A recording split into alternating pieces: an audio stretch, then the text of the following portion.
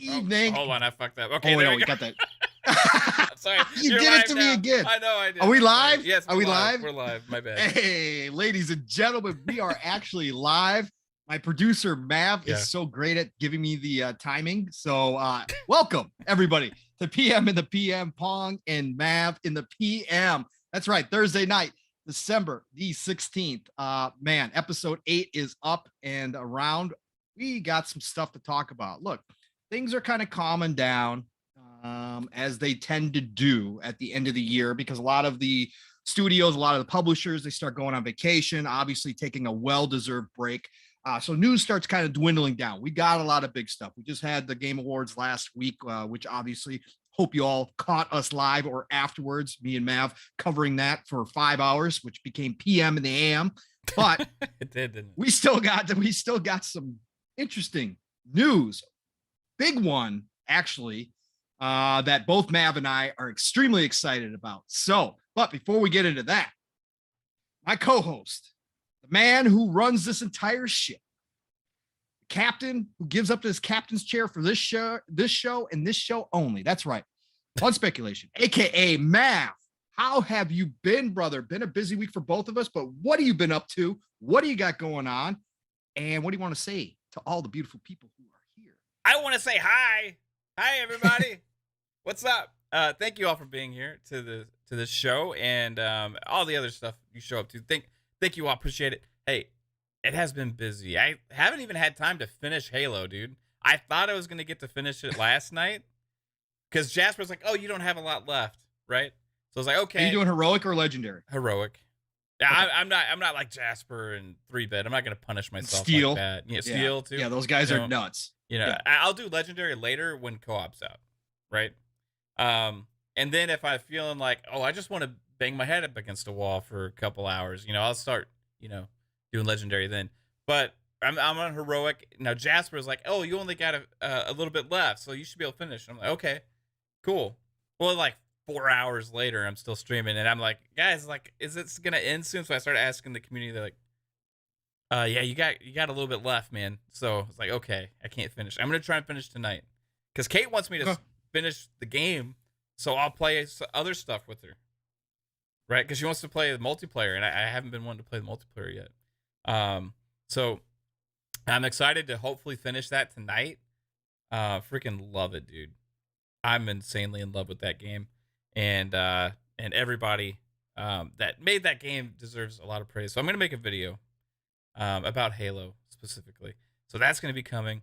And other than that, man, it's just been, rat race around here. Holidays coming right around the corner, and just getting a lot of stuff done, dude. It's been crazy. Yeah.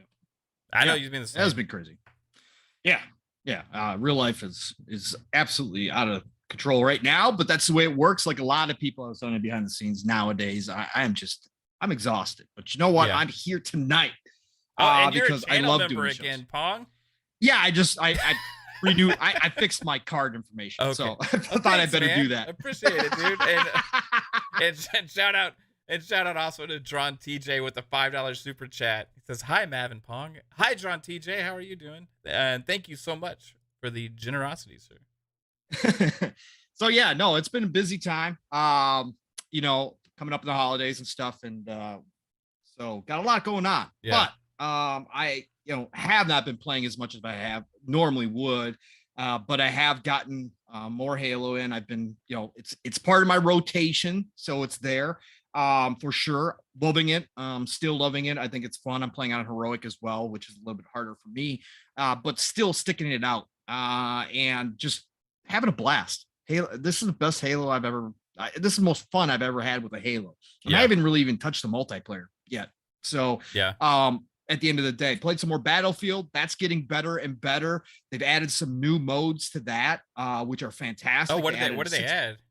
They added a 64 v 64 conquer mode, which is absolutely, or rush mode, I should say, which is absolutely just awesome. Got in, no problems whatsoever, but everything's just getting better in that game. As we talked about, we knew DICE was going to fix it. They've got a roadmap. Is it perfect? No. Does it still have the loadout problem? Yes, which is Why? That's But the one thing that I have a problem with. That's like once they fix that, the game's gonna be fine for me. The minute I get that loadout problem is the minute I shut it off. Like I play that match and then I'm out. Like I'm done because now I have to go back and reset everything. Does it happen to you only in conquest mode? Because it doesn't ever happen to me in rush mode. You know what it happens to me is if I cancel, if I'm in, okay, so let's say I get done with a match and it's finding a new match, right? Yeah. It's got the countdown going and I cancel it with the left stick. If I do that, I can guarantee you my next match I'm gonna have a loadout issue. That's are you serious? That's the one identifying thing that I've found for me. Yep. Okay. Hey, every time. It's recreatable, guys. That means they can fix it. To the devs, they say if you can recreate a bug, then you can fix it, right? So hey, everybody, he just did it. Also, hey, shout out to 3-Bit member for 7 months. Says y'all both are killing it. Proud of y'all. Hey, we love you, 3-Bit. I hope we get to talk to you on Friday on the show as well, because this is gonna be our last Xbox Ultimate of the year tomorrow. So and congratulations, 3-Bit, on the new job too, by the way, brother. Yes, I already told you on Twitter, but man, that's huge. Good stuff, Mr. Talented. Talent just did pouring I miss out something of like it was this today? Yeah, he announced it. Yeah, I missed this. He took a job with an advertising agency to do 3D animation. Oh, okay. No, he told me about that. Okay, yes. Yeah, I figured you guys had talked at some point. You guys have been playing Among Us, haven't you? Yeah, no, he has so many jobs. It's hard to keep track. You know what I mean? It's like, but no, that's amazing, dude. That's congrats. Yeah. And hey, Kate, gonna be able to use her emojis again, like you. Yeah. She let her card information get out of date. Go bad. So now she'll be able to play with her own creations again. And John TJ, again, thank you so much for more generosity with the $5 super chat. Appreciate you. Says, I got a 4-day weekend, got my birthday off on the 20th. Gonna finish Halo Infinite campaign. Well, that's awesome, dude. So enjoy that 100%. Yeah, I got some long weekends coming up the next couple of weekends too. So those are going to be much enjoyable. They're optional, but realistically, there's nothing to do on the day before Christmas, on Christmas Eve and New Year's Eve day. So it's like everything shuts whatever. Down. Yeah, I'm gonna take off. I don't care. So other than that, some Chorus. Got back into Chorus a little bit. Fantastic game. Again, I can't tell you people enough. You love space shooters. Please go take a look at Chorus. Again, the reviews were good, but they were mixed. But I'm telling you, if you love space shooters, this game is well worth the $40. It's an awesome game. Just a completely awesome experience from top to bottom. So that has been my week. So other than that, Mav, let's see here. What are we going to drop into, Mav? What I don't know, man. There's this like one thing. What happened? What happened? What happened? Oh, hey, dude, let me do you one better. What happened? Hold on. What happened? Wait. What happened? What happened? Hold on. I gotta go get something. What happened? Damn it. What happened that we're gonna talk about? Oh, good God. What do you got? What do you got? I don't know where it is. I just saw it the other day. Well, Mav's finding whatever he's trying to look for. Hold on, I'll be right back. All right, you go. Hey, so we got some big news, people. We got some big news. If you've been listening to Fun Speculations channel, you've been listening to a lot of different channels. You know that we have all been waiting on a new Splinter Cell. In fact, I can almost guarantee you there's some people in the chat that have been waiting patiently for a brand new Splinter Cell from Ubisoft, begging, pleading with them to make one. And they finally gave us an early Christmas present. Ubisoft came out this week and announced that they will be doing a Splinter Cell remake. Not a remaster. Actual from the ground up remake. Look, Mav and I have been talking about this for a long time. If you guys have been watching us, you know, back on our E3, when we were talking about what we thought was going to happen, our predictions, I came up with an elaborate. Mav had a fantastic prediction video for E3 this last year, which he brought community members from all over and got it all together and had everybody kind of do what they thought was going to happen at E3.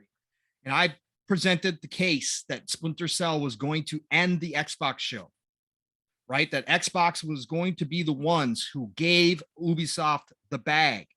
So this has been something we've been dreaming about for a very long time. Now, the whole entire community had a hand in willing this, talking about this constantly, bringing it up on a regular basis. I'm sure Ubisoft knew what they had to do at the end of the day. Now, they did an interview with some of the main people on this on their own website. And even more exciting than the announcement itself, because the minute that Ubisoft announced this, a lot of people, if you guys were on Twitter, if you guys were looking around and reading things, obviously a lot of people were hesitant to be excited about this happening. Because obviously, with Ubisoft's track record, with what they've got going on right now, with how they've developed some of their other favorite franchises and what they've done to those franchises, a lot of people were very worried what Ubisoft was going to do with Splinter Cell. Yeah. However, with this interview, they eased a whole lot of fears. And I know a lot of people have not taken the time to read the interview. You might have heard some excerpts from other sites, whatever the case may be. So I'm just going to dive into this interview. And then I'm going to get Mav's initial reaction, because you already know mine. I was excited, blowing out of the water. This is finally happening. Mav and I had heard behind the scenes the possibility was there from some really good intel for a long time. Mav and I are definitely not insiders, but we do have some things. And we had heard that they had something in the works for quite a while, actually. Yeah. Different iterations. We were disappointed a couple times. Correct. Yeah. A lot of people were. Look, it wasn't just us. Rand was very sure, right? Yeah. You know, Dealer was very sure Yeah. about some of this stuff. And they were kind of surprised it didn't show up at E3, right? So this has been smoke that's been going around. A lot of people finally got tired of it and said it's never going to happen. But there was a lot of us who kept the faith and said Ubisoft cannot let this franchise die. They cannot turn Sam Fisher into a punchline on cell phone games, okay? That cannot continue to happen. This is too valuable.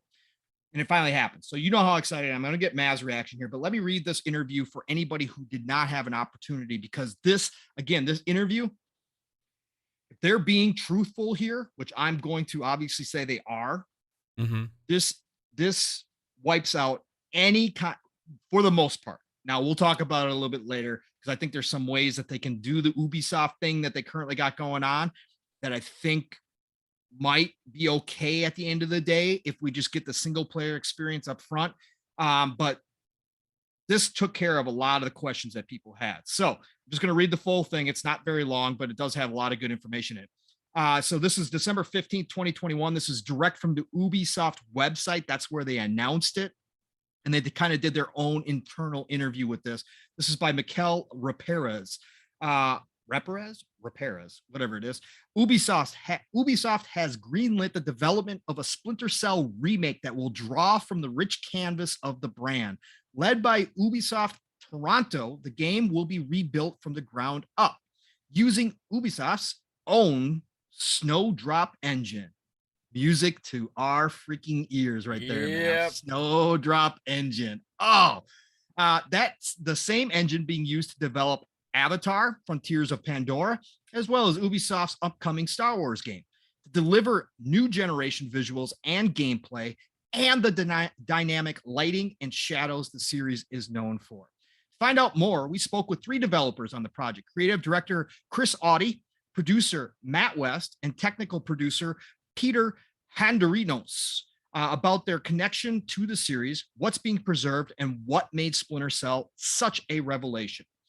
First question: how are you approaching Splinter Cell as a remake? What makes it a remake and not a remaster? Matt West answered, to me, a remake takes what you did in a remaster and goes a little bit further with it. The original Splinter Cell has a lot that was amazing and revolutionary at the time it came out 19 years ago. The gaming public now has an even more refined palette. So I think that it kind of has to be a remake as opposed to a remaster. Although we're still in the very earliest stages of development, what we're trying to do is make sure the spirit of the early games remain intact in all of the ways that gave early Splinter Cell its identity. Key number 1, great that what he just said. I know, dude. It's like music to my ears, bro. Yes, it's it like, is. Could get any better Yeah. than right there.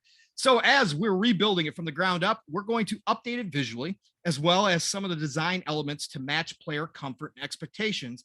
And we are going to keep it linear like the original games, not make it an open world. That is absolutely insane Number to two. me after those rumors were swirling last week. Yep. And like I said, Mav and I heard behind the scenes, they did have an open world version of this as well as a linear version.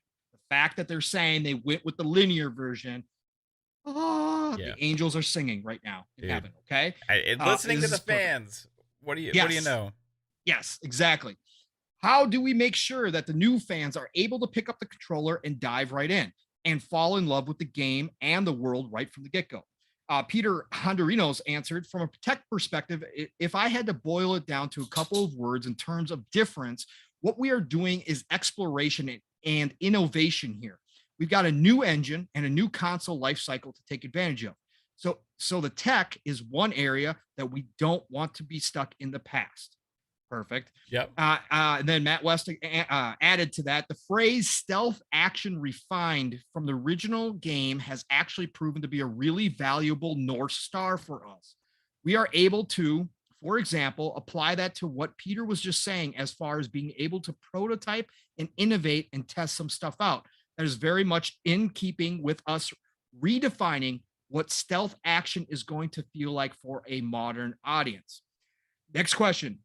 What aspects do you think are the most important to update? What is the core of this experience that needs to be preserved? These are great questions, by the way, from internal Ubisoft team. Like, these are the questions I wish that like bigger sites got down and dirty with when they have the potential.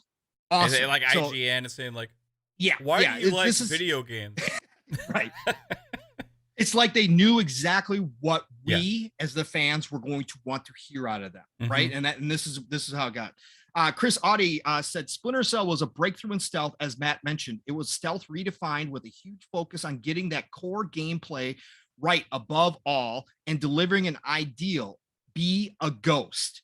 It's important for us to preserve that sense of mastery by supporting players who observe the situations, make their plan, use their gadgets, and outsmart the enemy creatively to deal with the challenges they are presented with.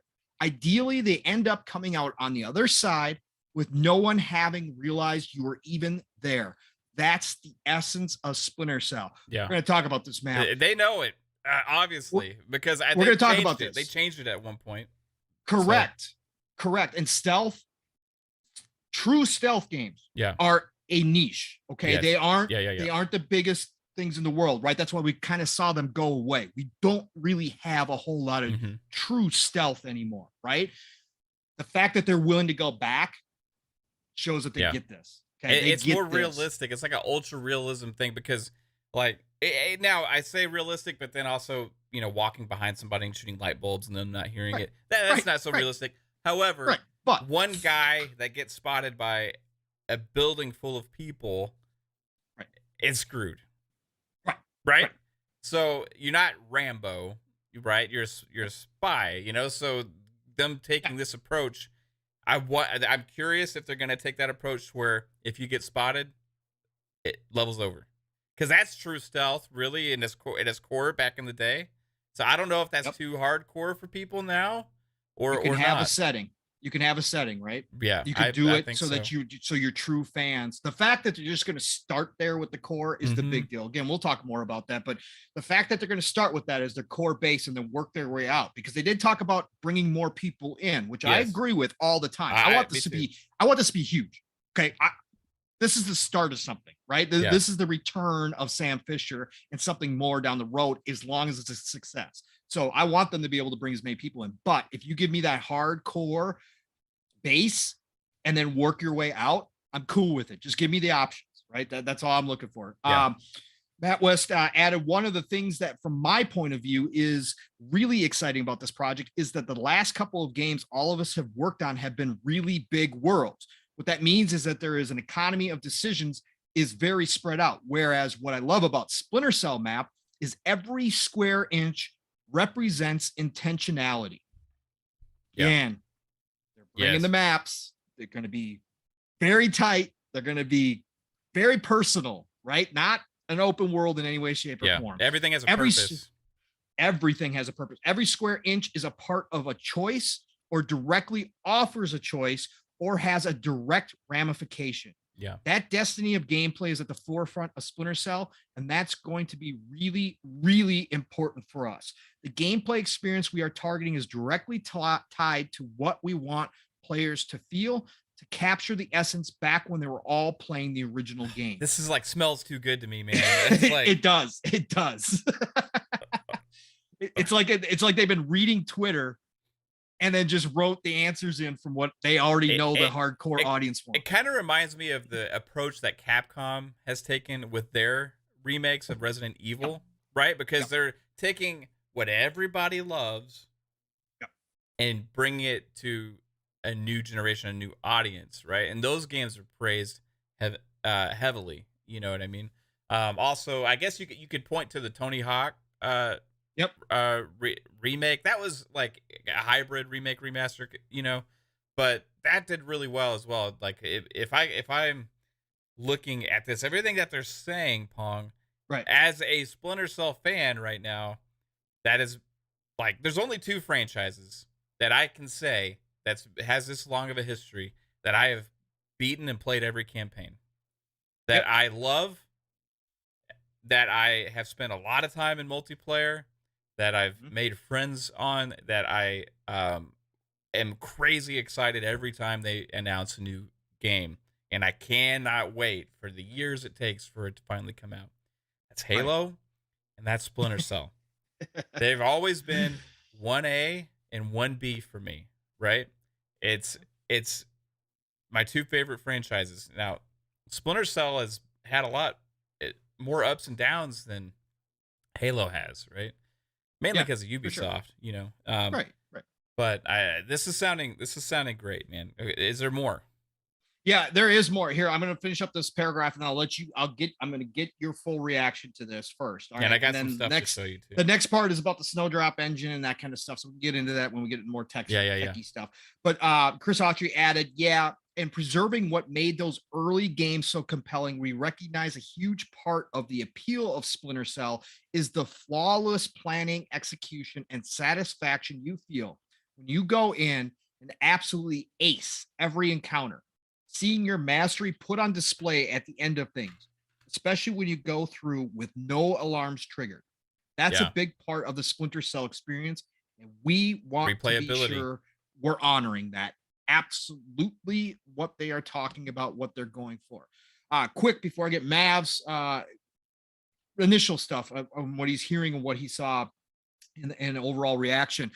For anybody who doesn't know, Ubisoft Toronto, right? Okay, these guys have worked on Far Cry 6 in some capacity.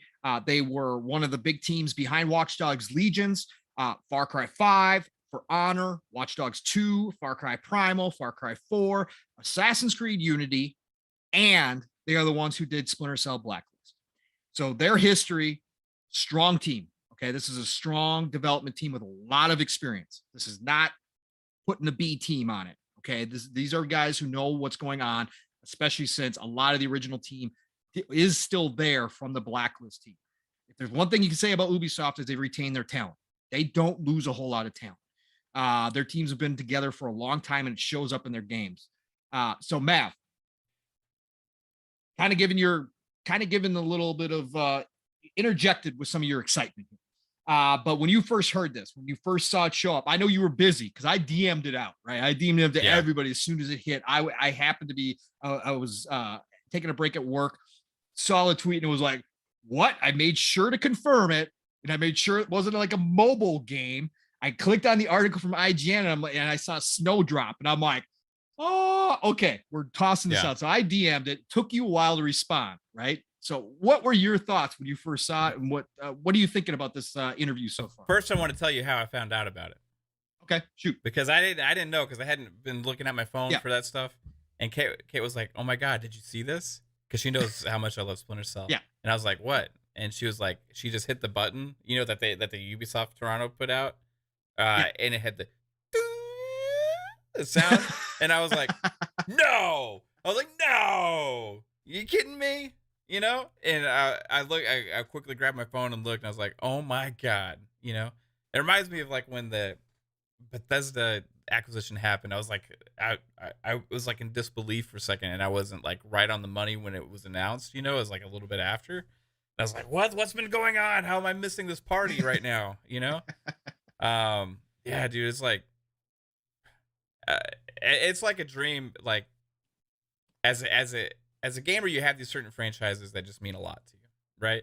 Yeah, right, of course. And I talk about this all the time with you guys, a lot about like Splinter Cell, and like, man, it's just like if they could bring a new Splinter Cell, and this is like that one of those games. And there was always two fears. One is that they'll just abandon it and just relegate Sam Fisher to his like guest appearances and mobile games and VR stuff and Netflix shows or whatever the hell they're gonna do, and not make a true Splinter Cell again. Or two, whenever we do see a Splinter Cell again, it was gonna be not a Splinter Cell, right? You know, and this announcement has erased both of those fears because we know it's in the works, and two, and they're trying to make it a true to core Splinter Cell game. And for everybody that doesn't know, this is one of my favorite games of all time. Right here, Splinter Cell Cast Theory. I've actually found this in my closet the other day when I was digging through, and I found this book. Check this out. I don't even know why I have this. Do you see what that says, Pong? It's not for sale. Microsoft Confidential. What do you have there? Xbox preview Halo Reach. Halo Reach. Was that like a demo disc that came with it? I have no idea. I don't even Have you remember. popped it in? It says, do not insert this disc in a non-preview console. Doing so will disable access to Xbox Live. I don't even remember having this. I don't know how I got it, man. You got some history right there, man. I do. I have a shit memory. I have a really shit memory. So, but this Reach, disc, you got a Halo Reach preview disc. Yeah. Preview disc. Yeah. I don't know how I have that. And then I found this too. You remember this, baby? Yeah. Yeah. Of course. I don't know. Is this back compact? Can you pop this in and play these? No, I don't think so. What? No, you can't. You should pop that Halo Reach into a 360 though. No, not connected to the internet. Put it in my 360 here. Yeah, not just disconnect it from the internet so it doesn't read it. See what it shows up. Okay. Yeah. I don't know. Will it brick my? Okay. I don't know. No. Not if you have disconnected from the internet, it won't. Okay. All right. Dude, that's interesting though. You got a little piece of history. Yeah, that's cool though, man. I saw it. I was like, I don't remember what did I have this for? It's been so long ago now, you know. Yeah, of course. But anyway, yeah, I just thought I'd share that. So yeah, like Splinter Cell Cast Theory, there's a reason, like this is the only original Xbox game that I actually own in a physical disc left. Right. I could just never part with it, you know. The co-op in that was like, I remember getting into like a debate with somebody on Twitter because I was like, hey, like Splinter Cell is great. They have great campaign. They're like, oh, it's not like Metal Gear. You know, it's all multiplayer and stuff. I'm like, no, there's co-op, but it's separate. Right. Like, you don't understand. They're not just interjecting multiplayer into everything. The multiplayer mode and Splinter Cell was completely separate. It had the core campaign. That was fantastic. Hey, Mav. Yeah. I just quick looked it up, by the way. People are selling those Halo Reach preview discs for $150 on eBay. Are you serious? Yeah. There's only a couple on eBay, but yeah, they're going for $150. Okay. Hey, well, they are a piece of history. Everybody, check out my eBay tomorrow. You do have something rare. I'll tell you that. Anyway, sorry. I just looked it up. No, it's weird. I don't even know why I have it.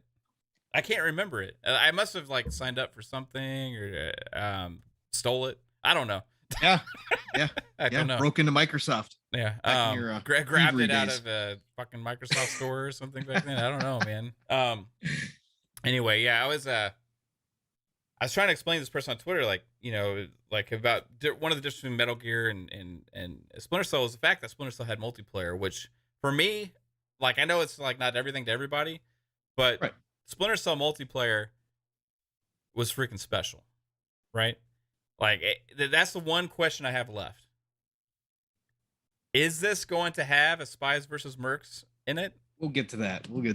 I got some thoughts. And the other thing is, will it have a co-op mode with it? Now, is the co-op mode going to be tied to the single player? Is the co-op mode going to be separate? Because in Chaos Theory, which was like, to me, Chaos Theory was like the apex of what Splinter Cell, the original like the original 3 games, the apex of what it could be, right, at the time.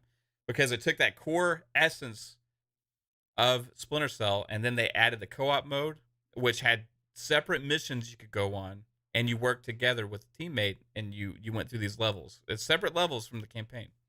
And then you had the Spies versus Mercs, which Pandora Tomorrow introduced Spies versus Mercs, but Chaos Theory really refined it. And Double Agent Spies versus Mercs was the best. I'll say that hands down every day of the week. I know a lot of people didn't like Double Agent.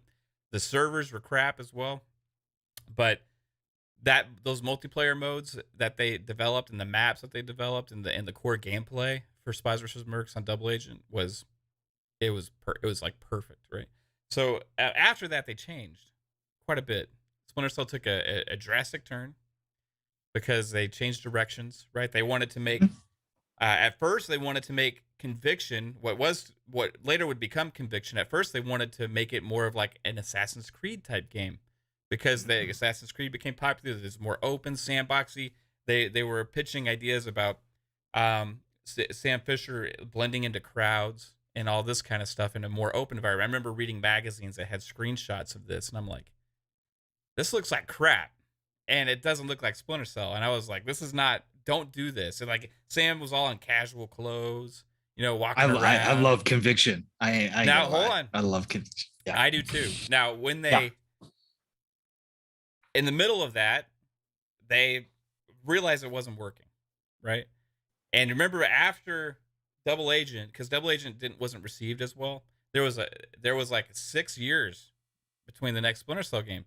And it took them about 3 years, and they like restarted development, and then a new team took control, and they rebooted it, they reset it, right? And they turned it into Conviction, which Conviction I love as well, right? Yeah. Conviction I love as well, and it was like kind of like it took some aspects of what their ideas were, where you had more like bigger levels where you could approach it from multiple sides. You had like big buildings, and you could go from the left side, right side, you go all over this whole environment, right? But they also had some core stealth elements, but they really changed the one main aspect of the gameplay in this game. You were more of a predator and less of a ghost, right? Correct. So that's which fit the story too, by the way. It did, and that was a lot of it. It had really good co-op as well. It did not have a good Spies versus Mercs mode. Spies versus Mercs and Conviction was mediocre compared to the others. And then there was Blacklist. So Blacklist was a great game. It's actually Ubisoft Toronto's first game. Correct. Correct. So this is crazy how it's coming to full circle.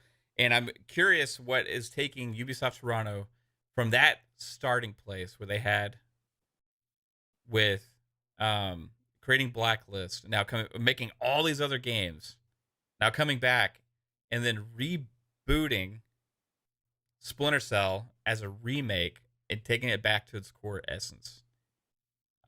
This is truly like a crazy thing. And they also said one other key thing. They said that they are building the foundation of Splinter Cell for years to come. Correct. With this game. Yep. So it is because of that statement lets me know that this is a very crucial game for Ubisoft. Because they are taking this with expectations that this is going to continue this franchise for years to come. So they need to get this right. What's your faith level right now? My faith level is very high because I think that they've seen the roadmap. You talked about Capcom and what they did with Resident Evil. And a little bit, we were talking behind the scenes. I think this is a little bit of the EA factor as well. Watching EA has a model, right, that they've perfected especially with their sports franchises. Okay, whether you agree or not, that again, I think we all know how we feel about their sports franchises. Yeah. But they've developed a model where they make a gazillion dollars, right?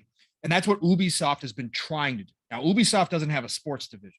So they've been trying to do this with their other games, right? They've been trying to figure out how they're going to monetize their games and get this constant flow of cash coming in. Because again, Ubisoft and EA, from the standpoint of being how big they are very similar. And they both have the same goals. They're both investor driven, okay, which we hate, right? At the end of investor driven can be one of the worst things. We've seen it with Activision. We've seen it with all the big major players. We even now see it with 2K, Rockstar, etc. Investor driven decisions can be awful for a company. However, it's still big business, as we always talk about, and we all have to understand that. So Ubisoft have been trying to find their own way to get the treasure chest like EA has had. Now, EA has also been able to diversify their lineup. And even though they did not necessarily want to go back to single player games because they felt the market was limited by single player games. And we could just see this by the way EA was making games when Respawn came in and Zappella said, F you to the investors, right? And said, I'm going to do this my way. Okay. And you either going to do this my way or we're just not going to make games here. Okay. That's basically what it came down to. You gave me all this money to come in here. Let me go do what I do best. He took their Star Wars license and created Jedi Fallen Order, a single player experience with very little monetization. You could buy a deluxe edition or whatever else, but very little monetization compared to what EA likes to do. And it wound up being one of their best selling games, right? So I think that Ubisoft sees this and they understand they still want the big cash. Don't get me wrong. They're not going to change all their ways. Okay. They're going to still try to do an open world with Assassin's Creed. They're going to try to monetize the crap out of it. It's just going to keep going that route, right? Whatever they're going to do, they're going to do. But I think that what they saw with Capcom and with EA was the ability to go back to one of their IPs that they have not found a way to do that with and finally greenlight it and say, fine, go do it. Because the outcry from the community and the fans out there is big enough that they're going to roll the dice on it. So basically what Mav and I are saying is the minute this is it comes down to a pre-order, we all need to go pre-order this thing. Yeah. Because they're going to be looking for big sales out of this thing, right? Otherwise, they're just going to kill off Sam Fisher. That's my personal thought. But I think what they are doing is they are setting it up. And if they understand that from the get-go, and again, this interview, all the right things are being said, they do get how important this is. I think there's a lot, again, we forget, it's not the developers making the decision on these titles. We've heard internally from Ubisoft employees and devs that they would love to be able to go back and do Assassin's Creed in the original form, right? But they're just not allowed to because they have to monetize it and they're told that they have to do it a certain way. Yeah. So there's a lot of devs in there with a lot of passion for these old IPs because again, like I said before, Ubisoft is very good at holding on to their talent. They've had some rocky stuff. They still have almost as bad of accusations as what Activision has right now. It's just died down for them because it's been a couple years and we have short-term memories around here. But again, Ubisoft is not a great place to work, but they've retained a lot of their talent. So a lot of that old talent that created these franchises that we fell in love with are still at Ubisoft, and they'd love to go back to making these games. And I think these guys right here at Ubisoft Toronto, they've got a chance to prove something, and they understand the responsibility they have because it's not just for their team, it's for other teams that may want to go back and make IPs again the way they used to, that they got to get this one right. So I have the utmost faith that no matter what, at the end of the day, what they are saying here is their truth, and they're going to follow through on that and try to make the best damn Splinter Cell game that's ever been created. Yeah. And because they got a full chance to remake it in modern day tech from the ground up and introduce a whole new generation, because it skipped a whole entire generation. We did not a long Splinter Cell game. A long generation. A long one.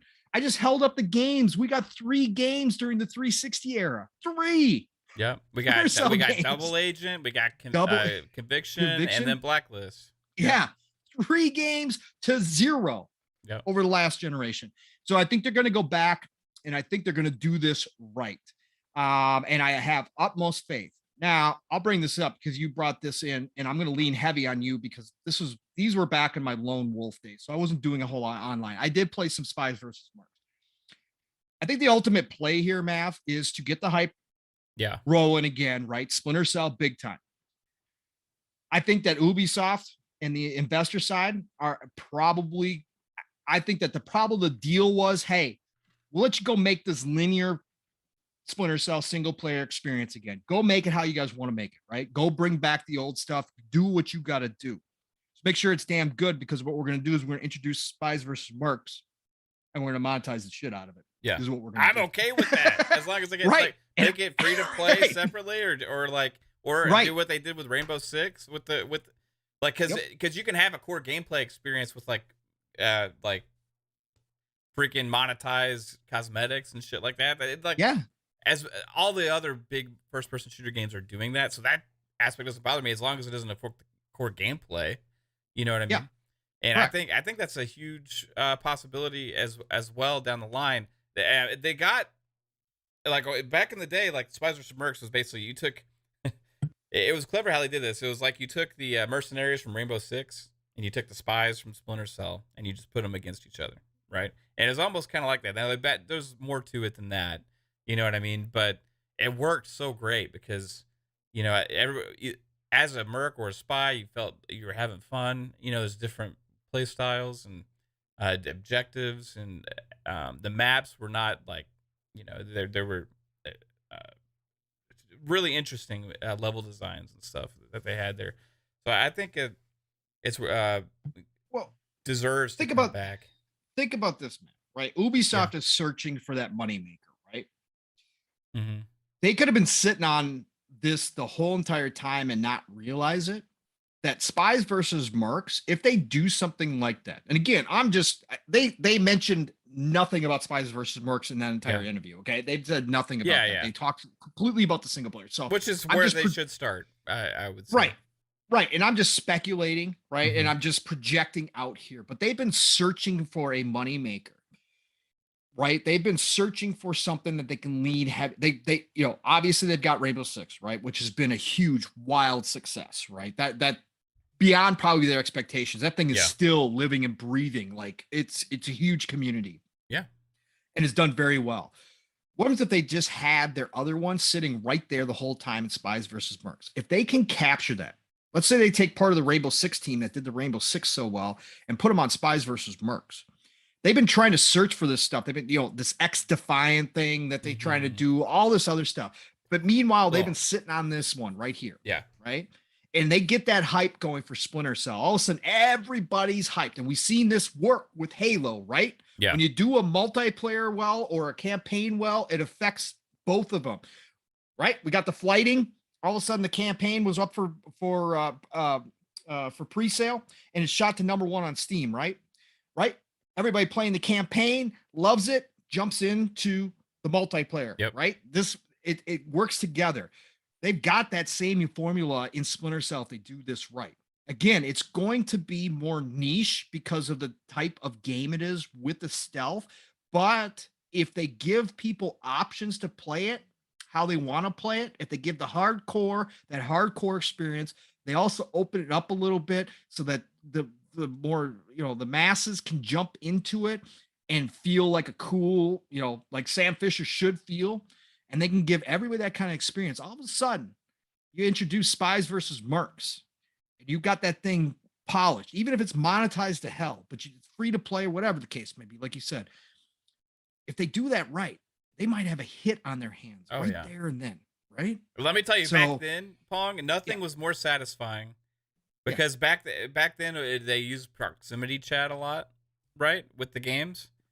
So there was always nothing more satisfying than playing as a spy, running up and grabbing a merc behind the back, holding him with that chokehold, talking just about 3 seconds of shit before you snap his neck. Yep. It was amazing. You know, like, gotcha, bro. You know, like just like simple stuff. It's like taking dog tags in Battlefield. Yeah. That close personal attack, there's no better feeling. Mm-hmm. no better feeling. But then also, I'll say that when you're a merc and you catch that spy trying to do that to you, you know, because they had that move where you could like spin around and do the spin attack, you know, you knock that spy to the ground. He's about to get you, and you look at him, you talk, and then you shoot him in the face. You know, that was like, hey, that was very gratifying too. Let's get to a couple super chats real quick, Pong. Yeah. Mr. Joanna Dark. $5 super chat. Thank you, sir. For you the lucky generosity. dog, you by the way. No, dude. I saw his. Look, tweet, I am jealous. Congratulations, Sarah. It's awesome, man. I was glad to see somebody from the community get out there, and you got a great job.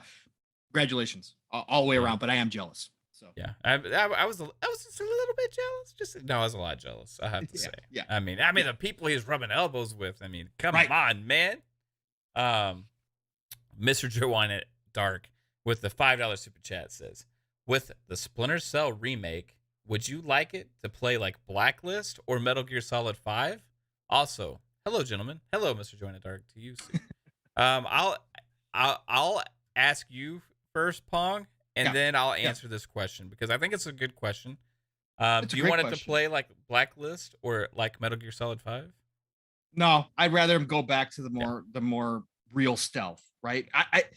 We have so many options out there right now for games that are a mix. Like, you know, he just brought up a perfect example. Metal Gear used to be like Splinter Cell, right? Or Splinter Cell used to be like the old Metal Gears, I should probably say, in the fact that it was more hardcore stealth. And then they branched out and became more action / stealth, right? The stealth was a side. You could still play stealth. Like I can sit there and play Conviction and Blacklist in a full stealth mode if I want to. It's just not a core mechanic of the game anymore. It's kind of like, hey, if you want to play that way, go ahead and try, but you're not probably not even going to have as much satisfaction if you kind of go actiony and kind of get in people's faces, right? So I'd much rather have it go back to the original trilogy like they're talking about and have it really stealth based, because I think that's something that's missing. I think this is also a great time to bring that back because so many other games have gone away from that they're, even though it's niche, even though it doesn't excite everybody, you're still having a large fan base that's been really starving for a long time for a true stealth game. So I'd rather go back to the trilogy. How about you, Matt? I would say Chaos Theory is the complete pinnacle and idea for what I would want a Splinter Cell game to be like. Update the feel, update the controls, right? Because one of the things when these games get older, it's not even necessarily about the way they look. Sometimes it's about how clunky they feel because the animations, right? The animations aren't as smooth. The controls aren't as responsive. All of that stuff. So update the feel of the game. Update the animations. More gadgets. The graphics, gadgets, really cool, interesting things you can do with the environment. Effects, you can do lots more with it, with all this kind of stuff. The AI, you can have better AI. All of these things. Make it a better Splinter Cell game. Not make it into a game that is inspired by another genre because it's more popular, right? And that's what happens in a lot of Ubisoft games, right? Hey, this is more popular, so we're gonna make this like those because that's what sells. Guillermo's been in several interviews where he's said that actually just blatantly, like, yeah, we don't know what to do with it because it's not the genre that everybody wants to play right now, you know? And it's like, oh, come on, man, you don't know what you're talking about. You make it, they'll play it. You just got to make it, but don't make it half-assed.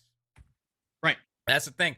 Whenever they do these things and they test something out, like, okay, we'll make one of those and see how it works, but we're going to give it a lower budget. We're not going to put as big of a team. We're just going to kind of get a feel. And then it sucks. And then nobody wants it and they're surprised. You know, or they act surprised. Yeah. Oh, yeah. It just didn't work out for us. You know, like we're just going to go back to what we know sells and does well, you know? And I remember one time he blamed the dev studios that nobody wants to make a Splinter Cell game because the other genres are more popular right now. And I was like, are you kidding me? That cannot be true. Like the devs that work at these studios, like are core, a lot of them are core gamers at heart. And they would rather make something out like a lot of their other games that they've been making since then instead of a true Splinter Cell game. Yeah, I thought that was BS too. So I think it's just finally time, man. I think you're right with the EA thing. You know, maybe a little bit of that Capcom thing as well. Maybe like a little, seeing what they did with Mass Effect, seeing, you know, what they did with, like you said, Jedi Fallen Order. Like how there's a balance to this, right? You can't have all bad and just like greed. You know, you got to have some pure. You gotta have something to like offset some of that stuff, right?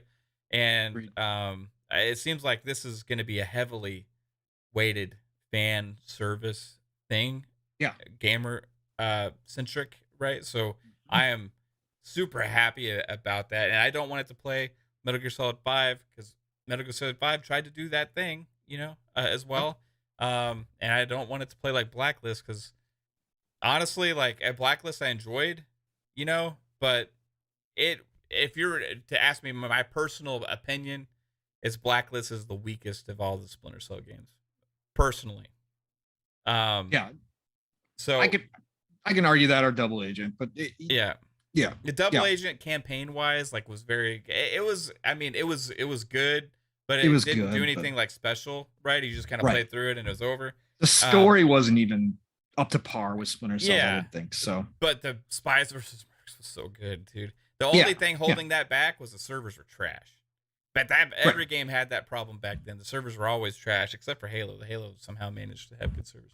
Also, Sourblood Gaming with a $5 super chat. Appreciate you, sir, as well. Thank you, sir. He says, spoiler, Mav is Sam Fisher.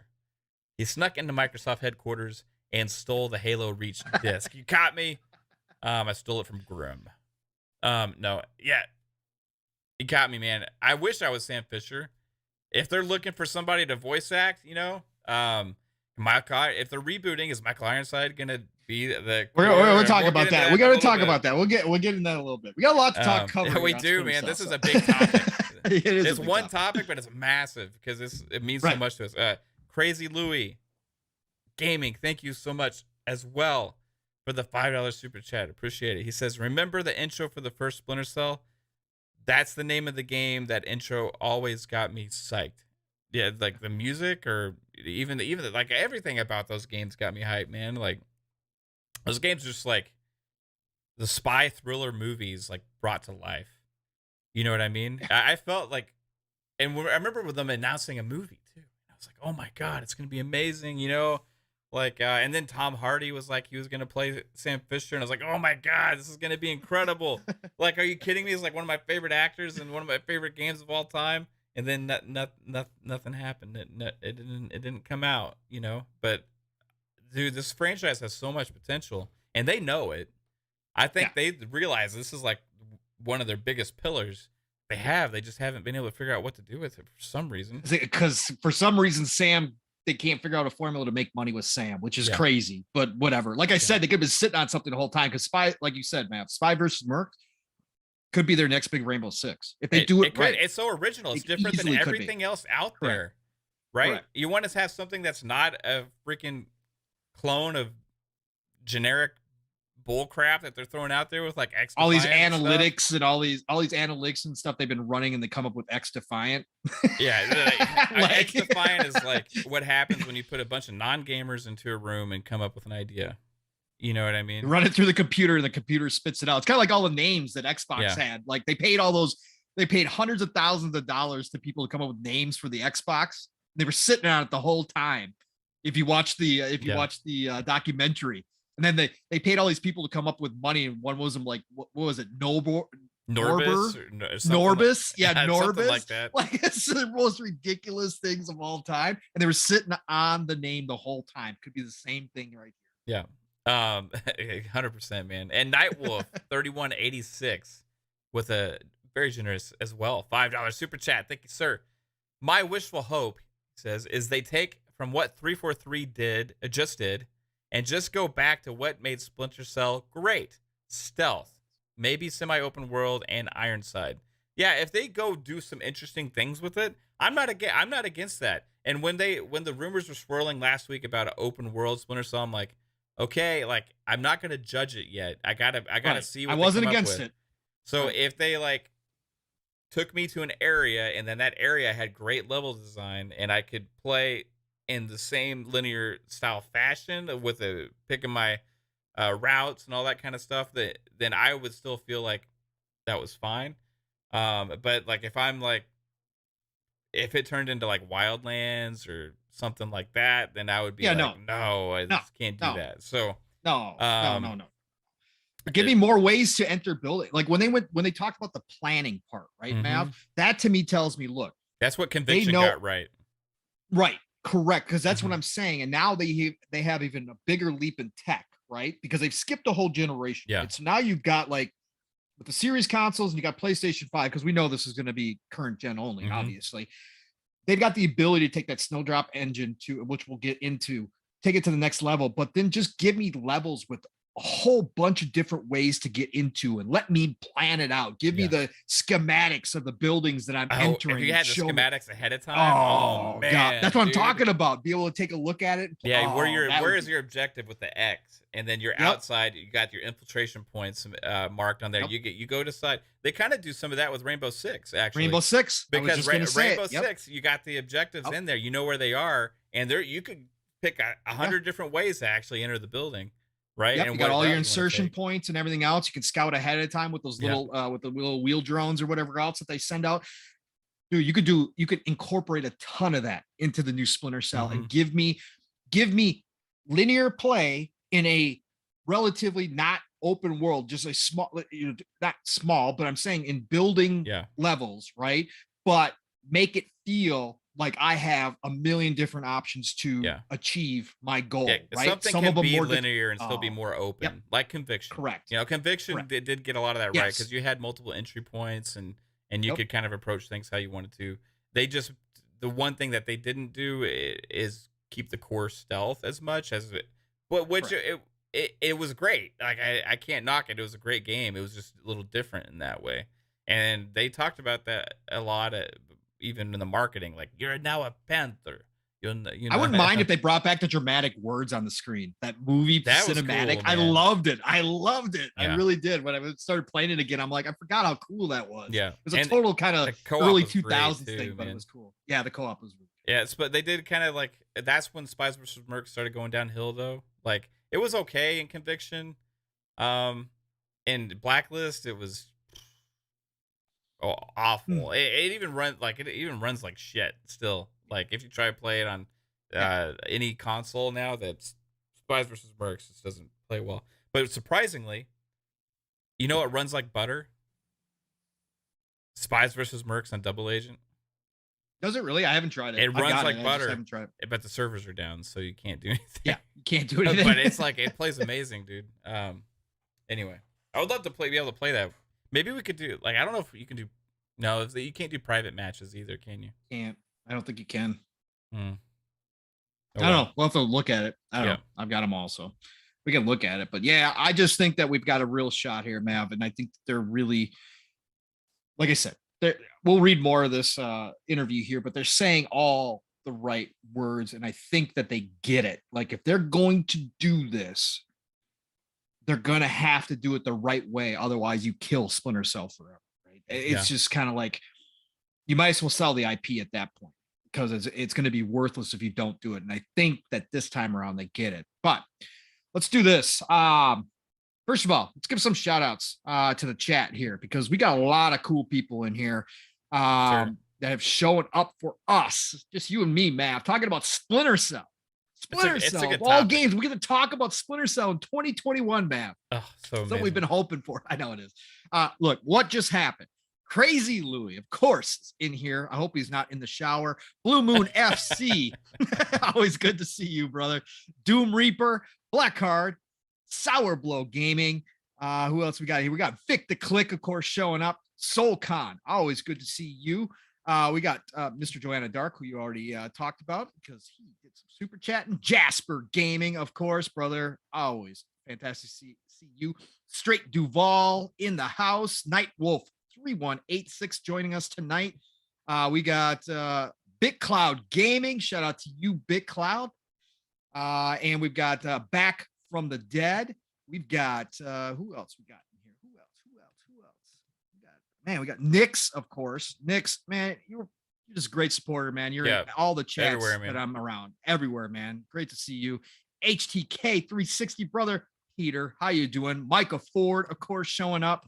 Great to see you. Caitlin, always beautiful to see you, my dear. And then we've got who else in here? That's about it, unless I missed anybody else who hasn't. Hey, look, if you're in here, Invader Gaming showed up. Invader, great to see you, brother. 3-bit was in here, which we talked about. Peter, HTK. Yeah, okay. HTK. Yep, brother Peter. I just gave him a shout out. Vic the Click. Yep. Okay, Vic the Click. Siki was in here. I know you were. You're never listening. Alex is a Valve was in here early. Look, if I didn't get a chance, if I didn't say your name, but you guys are still in here, put yourself in the chat so we can see you. Psychonauts, of course, brother. Great to see you. Thanks for joining us tonight. But otherwise, we appreciate you all. So we talked about our overall feelings. We kind of read the interview up to the actual tech part of this, and what they're going to do next. So, we didn't even get to talk about one of the most exciting aspects yet. How were they building this game, Pong Soul? Look, they're building this game with one of the best, in my personal opinion. I think Mav, you agree with me. Yeah. If I had to list engines, right? And I'm not a tech guy. I'm just talking purely based upon my knowledge of just playing the games, right? Your experience with them, right? Yeah, my experience with them. Snowdrop engine has got to be top 5 for sure out of all the engines I've experienced. And that's saying a lot when you start running through. You say, well, there's not a whole lot. There's a lot of engines out there. Yeah. Okay. There's a lot of engines that you're not even realizing. Like Assassin's Creed has its own engine, right? There's a lot of engines. Like but Cry I think engine, Dunia engine, or is it Dunia? Yeah. There's there's freaking Slip Space now. IdTech, Frostbite. Yep. There's so many. But I gotta say Snowdrop. Mm-hmm. And this comes look, Snowdrop is, for anybody who doesn't know, right? Snowdrop is a created engine by Ubisoft, right? Is proprietary. Okay. And it was made to do the Division. I'm a Division fan. A lot of people aren't out there. But even if you take away, even if you're not a Division fan for the game itself, if you go back and you look at the first Division, okay, now we're talking about going back some time here. The first Division, a lot of people got upset because the stuff that they showed us when they were promoting the Division, let's say it got downgraded pretty heavily from what they showed us. They also did that with Watch Dogs originally as well. They also did it with Watch Dogs originally too. However, what they did show us originally was running on a Snowdrop. It was just ahead of the time, right? Of what they could actually do with the consoles. So if you go back and watch those original Division trailers, right? We are now beyond that tech-wise of what they could push these consoles to do with the Snowdrop. And we're not even talking about updates they've done in the meantime to this engine, right? But if you go back and look at Division 1, and you look at the environments and the detail in those environments, it's off the charts, okay? You go back and look at the snow falling. That's the biggest thing I missed from the Division 2 is the snow falling. The time when the weather would change and the snow would start falling. It's very hard. I've talked about this many times. Getting environments during different weather is one of the hardest things to get because, again, for some people who may have never experienced snow before, right? It's like a rainstorm. And I'm talking about when you're experiencing it in real life, there's just a certain look to it that you get that you can't duplicate, right? That you can't put your finger on. It's very hard to do that with snowstorms as well. But in Division 1, it was one of some of the coolest times. I would simply walk around in that environment during the snow. They got the quiet feel to it. They got everything about it just right. The Snowdrop engine is extremely impressive. And then it went to another level when they did those free updates on the Division 2. And Mav can speak to this as well. Yeah. Because we went back into the Division 2. We played hardcore for like, 2-3 weeks. We were all over longer than that. I think like two months almost. I think 2 months. We became like a Division 2 channel. We started up a clan. We had that.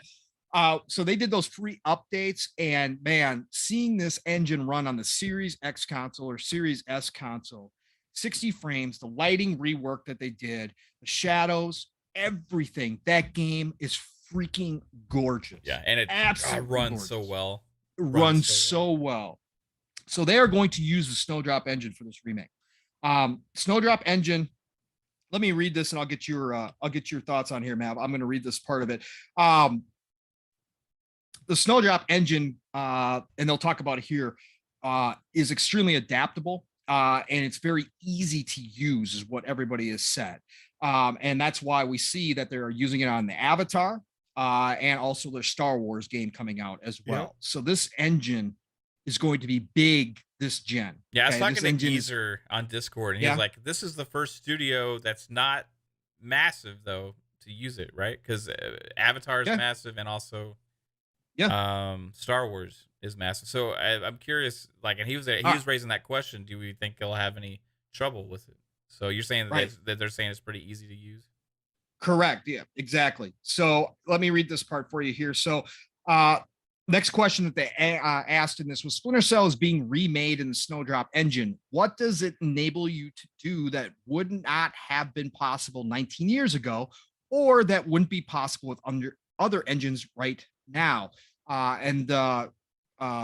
What's his face? Phil, what's his name? I just read it. Was it? Oh, I was, Peter Hondrinos. He answered this question. He said, Snowdrop is a proven modern AAA engine. It empowers content creators and programmers alike to try things quickly, see what works, and ultimately find success. Yep. I think that's one of the major advantages, allowing us to quickly find the modern equivalent of that core of Splinter Cell's gameplay. Some other AAA engines out there do not afford this type of iteration speed necessarily. And so this is really what gives Snowdrop an edge when bringing Splinter Cell up to speed on a modern engine, right? So again, what he's talking about here is that even for a team like them, the Snowdrop engine is extremely something that allows them the flexibility to go in, say, hey, we want to try this mechanic out, or we want to try to implement this type of environment. And the Snowdrop engine is very easy and quick at doing that. You can go in and kind of see what works in extremely without a whole lot of extra stuff that you have to do, right? So I think that was pretty huge right there. Mav, go ahead. Snowdrop engine, what are your thoughts? Again, I know you agree with me here, because again, we were Division 2 fired up, and we got that note when we found out they were doing the free update, and we've refired up Division 2 again. Yeah, it was like, wow. And I think we could not stop talking about it. Yeah. So go ahead. What are your thoughts on the Snowdrop and what's it going to bring to this? When we, like, before that hand, I was like, I thought it was impressive, but like I also had issues with it because it was like too ambitious for the hardware that we were playing on, right? Because there was like a lot of popping and stuff. There was like a lot of things that were just, I remember playing on the 1X even, and like standing in front of a truck, and it would look like a hexagon, and it would slowly deform in the front of my eyes. And I'm like, okay, like once it appears, it looks cool, but like it wasn't able to load the assets fast enough back then. You know what I mean? And there was a lot of like stuff that they showed us way ahead of time, and that looked crazy impressive, but we weren't there yet, hardware. So when we got that Series X update, and we got to play the Division 2 at 60 frames. And we're walking around those environments with like no load times, you know, like the instant like travel like between places. We were like, what? It was crazy because we're used to waiting like 3 minutes to go to like a different place, you know, and then walking around and just having this world fully realized around you, and it's massive. It's huge, right? Like it's not a small area. Like this place is big. And all the detail in the buildings, the trash on the ground, right? Stuff blowing, you know, when you shoot the cars in the windows, tires, like all of these like effects for this type of game. Like that's the thing. It depends on what type of game it is. I know that people will point to other games. Well, you can't do that, so this game is trash. No, for like these realism type shooters and stuff like this, it adds to that level, that feeling of like detail and like this feels like next level, you know, like all of this stuff is absolutely crazy in it. And when we realized that we were doing that with as many enemies on the screen as many there's four of us together walking around, it's just like, wow, how's this real that we're actually playing this 4-player co-op game and it looks like this? Plus drones, plus turrets, plus all this stuff that you got and, going and then on, you right? All the get extra stuff. going interior buildings as well, right? And then you go in there and you have a cover-based shooter. Man, this was making me want to go back and play the Division right now. I know. It's so And good. then you have the amount of chaos going in some of those firefights when you have like 8 guys that you're fighting against and they're all shooting at you. You got like grenades flying at you, and you got LMG that doesn't need to be reloaded because you found the exotic one or whatever, you know? And you're just sitting there laying into it, like all of these effects going on all at once. Not a hitch. Yep. Right? It just ran like butter. And it was so much fun, dude. So but going back to like, especially when I think about it, going back to the interior areas in this game. Yep. Yeah, let's bring that to what we're probably going to see a lot in Splinter Cell, which is interior design, right? I can shadows, lighting. Go ahead. Yeah, go ahead. Speak on that. Because when we're in those interior areas, first off, it's a cover-based shooter that Division is. So you know it works well with cover-based. Traditionally in Splinter Cells, some of them you can take cover, right? So that's one aspect. The way that they built these levels in the interiors, you have a lot of ways where you can see like this would work for like a stealth action game. You know, you could enemies aren't going to be bullet sponges, obviously. You know what I mean? You get headshots and stuff like that. Sneaking behind people, plotting your course, how you going to approach the situation, how you going to attack it. People on paths that you go and walking back and forth, kind of walking. You know, you can. I can already hear the chatter between the enemies. You know, talking to each other. You're going through this level. This is all stuff that's already happens in the Division. Yep. You know, so all you got to do is add a little bit more of a core story, mission-based design to it, and then you have the core makings of a Splinter Cell game right there at your fingertips. So for me, it makes perfect sense. When you said that when I saw your message when you said Snowdrop, yeah, I was like, oh my god, you know what I mean? Like, yep. That's everything that I've been thinking of. Because the other thing I've always wanted if they want to do Splinter Cell right, okay, and I keep going back to Chaos Theory because Chaos Theory is the apex for me. Chaos Theory was an original Xbox game. And when it came out, the first thing that jumped off the screen was the graphics. Mm-hmm. At the time, the games had no business looking like Chaos Theory did on a console, right? That was a showpiece for Xbox back then. It was like, look, this is old, and that's one of the reasons Ubisoft put it on the Xbox first. That was only actually capable of running on the Xbox on the Xbox console at the time. Like it was because Xbox, like the documentary, is more of like a PC, you know, and the other consoles were kind of more, it's very different, right? This was easier for them to develop and get this game running on an Xbox and make it look like that, right? It was absolutely insane, the graphics and the lighting and the shadows and all that stuff that we got. I remember the first opening scene in Chaos Theory when you're walking. And then you come up to the lighthouse area, right? Then you go into the caves. That lighthouse and the sky and the light from the moon and all that stuff is just like, is this real? You know, like the games have gotten to this level. After that game, we never had that same moment with the Splinter Cell game. Right. You know, it changed. This engine gives this game a chance to reach that level again with fidelity. What they were using before didn't, right?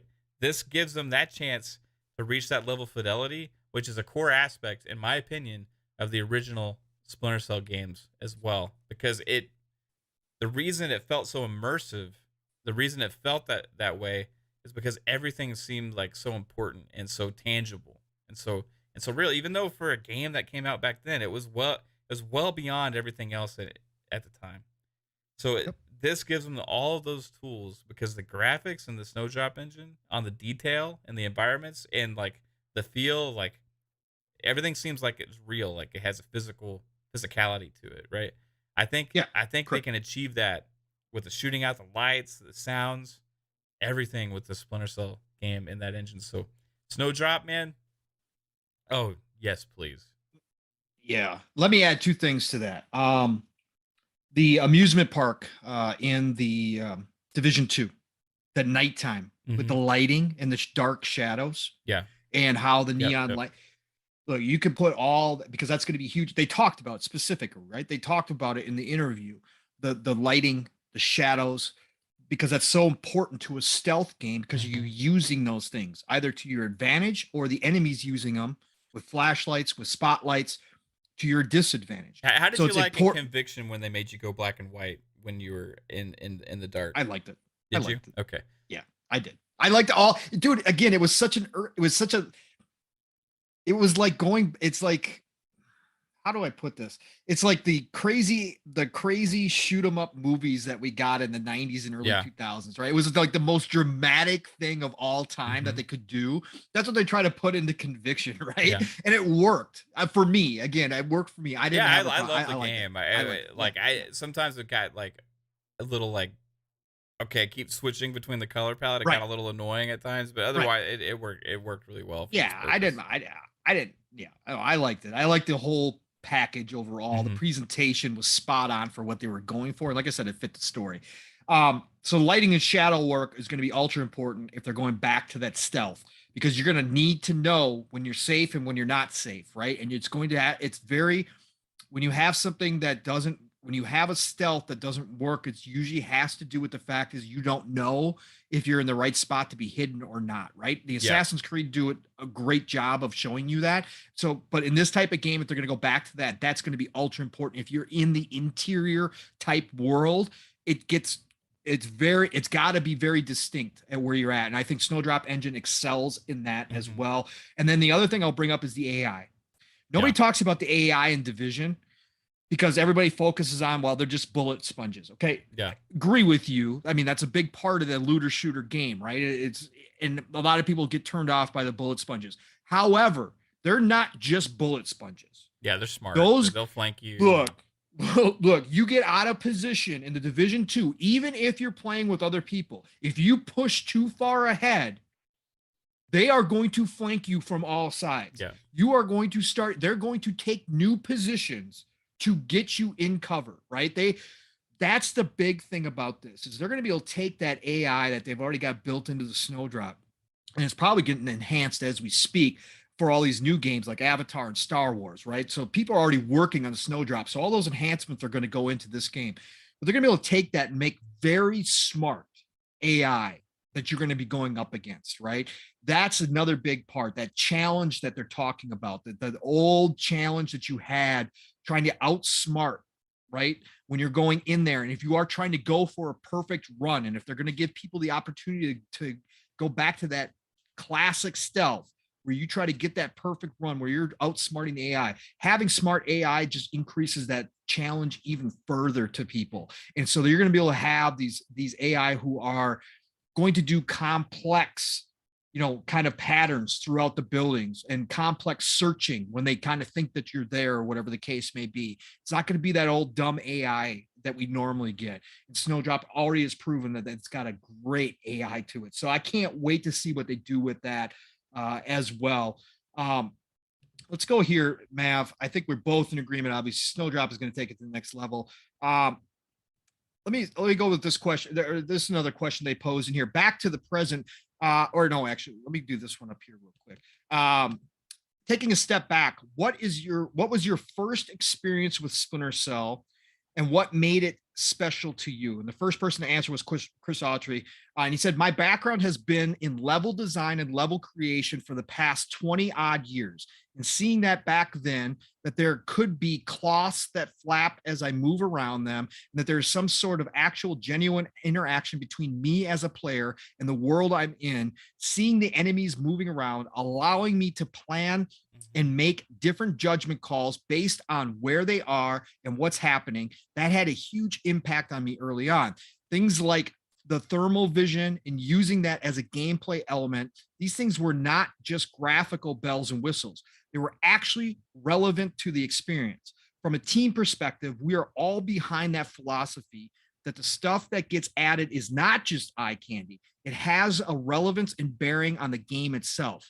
So that was a huge defining moment for me playing Splinter Cell for the first time, seeing that tech and being blown away by it, and then seeing it integrated into gameplay. That was a big moment and a good memory. Look, man, that speaks to everything we were just talking about with the Snowdrop engine and what they can do with it, with the level of details that they're planning on putting into this thing, with what we were speaking about before, all the different gadgets that they're going to be able to give us. And him saying specifically, that's one of his memories, that it's not just about, the Snowdrop is going to be gorgeous, right? It is going to be eye candy. We already know this because we played other games on it. But at the end of the day, they're not just looking at it from that perspective. They're saying, look, what we can do here tech-wise is make every single thing in that environment or every single gadget that we give you mean something, right? Not just to make it cooler or to make it more beautiful or whatever the case may be, but to actually make an impact on your gameplay and how you're approaching a certain situation, right? Yeah. It's about, hey, you're up to a certain situation. Oh shit, do I have night vision goggles? I need night vision goggles right now. You turn them on, like, yes, okay, this works now. It's about feeling the need to actually use what you have, I think. Right, exactly. And I think that's important. And then they went and asked, back to the present, what is your team makeup like at this point? Are there any veterans from past Splinter Cell games? What opportunities are there for people who want to join the project? And went on to say, we want to invite anyone who's intrigued by what we've said to apply to join Ubisoft Toronto. We're building a new team the same way we did when we started the studio. There's a technical leadership openings and roles across all different job families available, but there are a lot of vets here. We are going to have a really good mix of people who have worked on previous Splinter Cell games and new team members who are joining and bringing fresh energy and fresh ideas. And then Matt went on to say, it's a big deal that the Blacklist was the first game that we ever came out the door at Ubisoft Toronto. It is in our DNA. And Chris Autry said, it is a universal quality of everyone who's joined so far and everyone that we're looking to bring on as well, that there's a respect for the brand and for the game and its history. I know everyone who's currently working on the project has spent an enormous amount of time researching, playing, reading, and getting to know the games, the characters, the stories, and what makes Splinter Cell awesome at its core. This goes back to what we talked about, Mav. The studio's been around for a long time. Their first one was Splinter Cell Blacklist. They already confirmed, as I talked about in the beginning of this whole thing, there's a core group of vets that have been there for a very long time. Yeah. And what's even better about this little thing here, Mav, and I'll see what you think of this. They're growing that studio. That means that Ubisoft is serious about this. If they're letting them put this out there that they need more people to join this team, this is not going to be just a simple remake. They are truly trying to make this, as we already talked about, the best Splinter Cell possible. And that means that Ubisoft is investing in that group. They already have a group there, but they're investing in that studio to bring on more people to help make this the best Splinter Cell ever. Did you get the same feeling out of that? Oh, 100%. Yeah. It's like I said, it's like building a team specifically for a game. Sounds like it's a core experience. Dude, sounds good to me. Let's go. You're bringing in led by vets of the franchise. Though, like, they keep referring to Blacklist, which I will reiterate, right? Yeah. Blacklist is not a bad game by any means. I actually loved it, but I've loved all the Splinter Cell games. And as far as which one was my preference, that one is probably my least. but that's probably because Spies versus Mercs was the weakest in that game, and also Michael Ironside was not in it. And the voice actor that they chose to replace him, I don't understand where they're going with that decision. At the time. Hold that thought, man. Okay, Yeah. because I'm going to end on something, right? Let me read this last part of the interview, okay, and we can talk about it. But then I want to ask you something. Yeah. Because I do want to get to that because it is very important. So I'm just going to read this last part of the interview, and then we'll get to that, and then we'll wrap it up. We still got time. We'll Forza Motorsport. Yeah. So just gonna throw that little tease in there right now. But here, the last question that was asked was, beyond what we've discussed, what is most important for readers to take away from this announcement? Peter said a lot of time has passed since the original Splinter Cell, and even since the last sequel, enough time to miss an entire console generation. So now we're going to take the time to explore what this means for us, for light and shadow, for animation tech, for gameplay, AI, and even audio. We're going to ask ourselves, where does it make sense for us to innovate? What not only fits with the legacy, but brings the game up to a level that will be expected of us? And where can we surprise our players? We want to bring them something new, yet still connect them to that feeling that they had 2 decades ago playing that masterpiece for the very first time. I'll get to the other player real quick on this too, man. You can add in and chime in.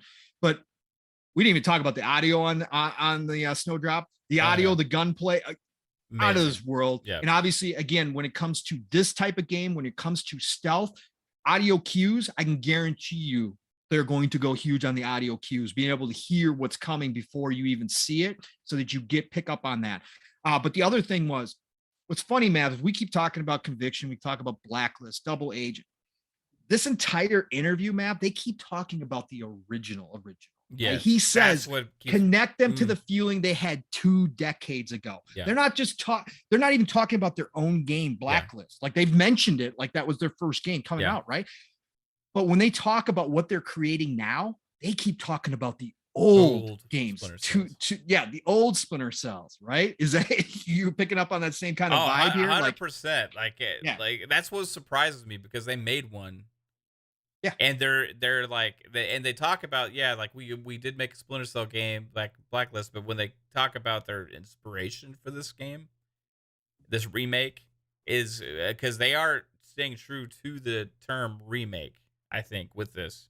And remake involves taking the core elements of what made a game feel a certain way to people, and that's the most important aspect. And I think they see that. So dude, I'm 100% excited for that. All right, Matt went on to say, I'll throw this out there. You've got to have a tagline, and one of those things that we're using currently as a tagline from the very beginning is the phrase, respect the goggles. I love the goggles as a symbol for Sam. Yeah. We are making a game that is going to be modern, but built on the foundation of the brand's rich history. The game earned its stripes the right way by being innovative and challenging, and a really different experience than what was in the marketplace at that time. The same as right now. There is no game like this right now, right? That's what they're doing. Finally. Respect the goggles helps to remind us of the fact that we have to do it justice. There's stuff that simply needs to be redone from scratch to be up to snuff for a modern gameplay experience. Obviously, controls, everything else, we know that. With that, though, what do we need to do to absolutely preserve the feeling of early Splinter Cell? We're going to be straddling the line between the spirit of the old and the comfort of the new, so that we can excite and surprise new players, but also make sure that when our returning players pick up the controller, that they have that sigh of relief saying, they got it. Yes. Bro. Yes. Like every single one of these paragraphs. Who is this every guy? single one. It's too good to be true. Like, come on. His name's Matt? Is that what you said? Matt West. Matt West. He's the producer. That's a cool name, too. Okay. So producer, right? Yep. So I'm having feelings he's been one of the main people that probably pitched this and got it off the ground. Probably. Question is, who's the creative director? Right. Right? Who is because I'm guessing his job is going to be assigning all these Well, roles. we've got creative director. That's Chris Autry. Okay, and what has he done before? Chris Audie, excuse me, Audie, not Autry. Audie, Chris Yeah. Audie. I don't Do know we what know? he's done. Should we look him up? Yeah. Yeah, let's look up let's look up Chris Audie. Chris, what have you done, Chris? Audie. Chris Audie, Ubisoft. What have you done, Christopher? Have you done any really bad remakes in the past and ruined franchises, Christopher? We're coming for you if you have. Let's see. Oh, he's the creator of the NFT and the Ubisoft games. Yeah, right. No, exactly. Right. Chris Audie. Let's see. Okay. Seasoned level design veteran with over 15 years of professional experience. I have worked on numerous AAA and high-profile single and multiplayer games, including Counter-Strike, Far Cry, Crisis, and Hunt Showdown. Okay. Yep. So he has a little bit of a multiplayer side to him. Yeah. Okay. Hey, I'm not wrong with that. The thing is, like, these games, like, they had everything they're saying. They came up with like a vision, and that vision that they're putting out there, like, I want to know, like, the way he's talking in this. Yeah. In this, I don't know, like, who come up with that. If that's just him just talking, you know what I mean? Or if, like, he spent a lot of time writing it down to make sure he got every little word correct. But, like, everything that he's saying is, like, just amazing. It's it's so amazing. Let me add this. So then Chris comes back in again and says, it's safe to say a lot of us on the team are stealth purists. And we're behind that level of seriousness when it comes to those types of mechanics and those sorts of things that we want to see in a game. And we're very, very aware of what makes classic Splinter Cell what it is. Matt follows him and says, we talked earlier about that dense world where every square inch is important because they're all a consequence of a choice or setting the table for the next choice from the player's point of view.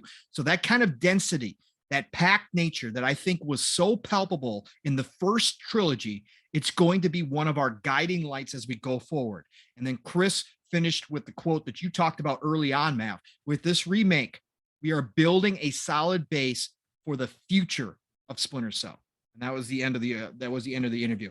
Bro, they couldn't have said things any better. Yeah. Like literally, they could have had the fans write these answers and they would not have been as good as what these are, right?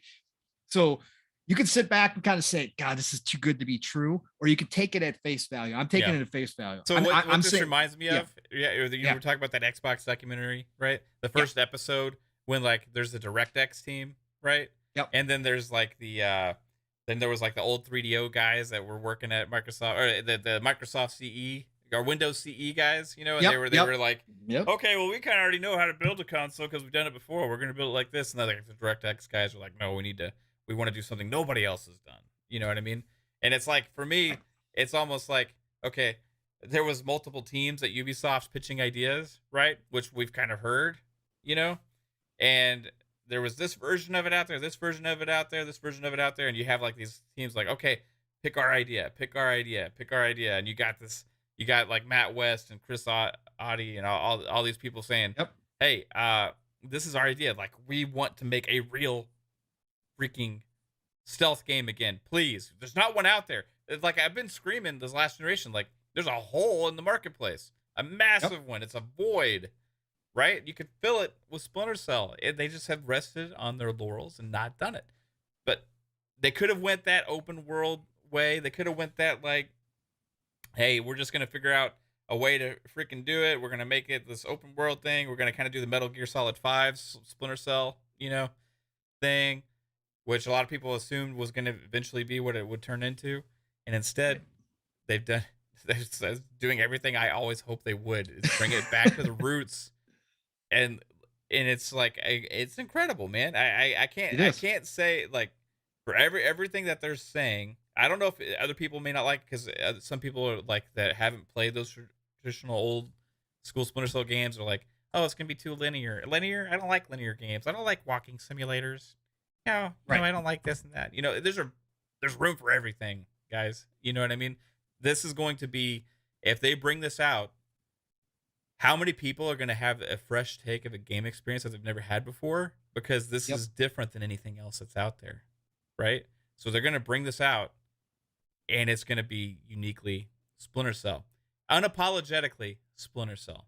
That's all I've ever wanted. And keep bringing it out.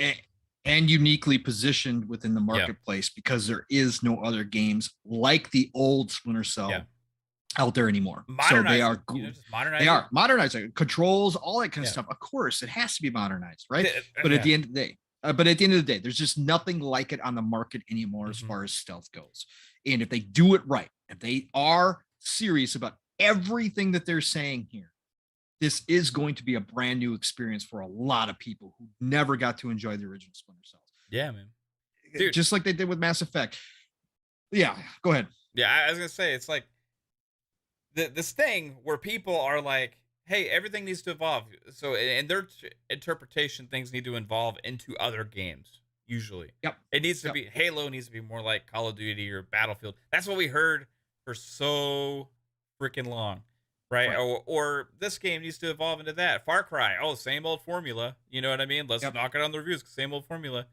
Sometimes the essence of what a game is what makes it special in the first place. You take it out of that system, you turn it into something completely different, or change it to where it's still got a little bit of itself in there, but it's not really identifiable as that anymore. Hence, Assassin's Creed. Assassin's Creed is great, but Assassin's Creed is not really Assassin's Creed anymore. Right?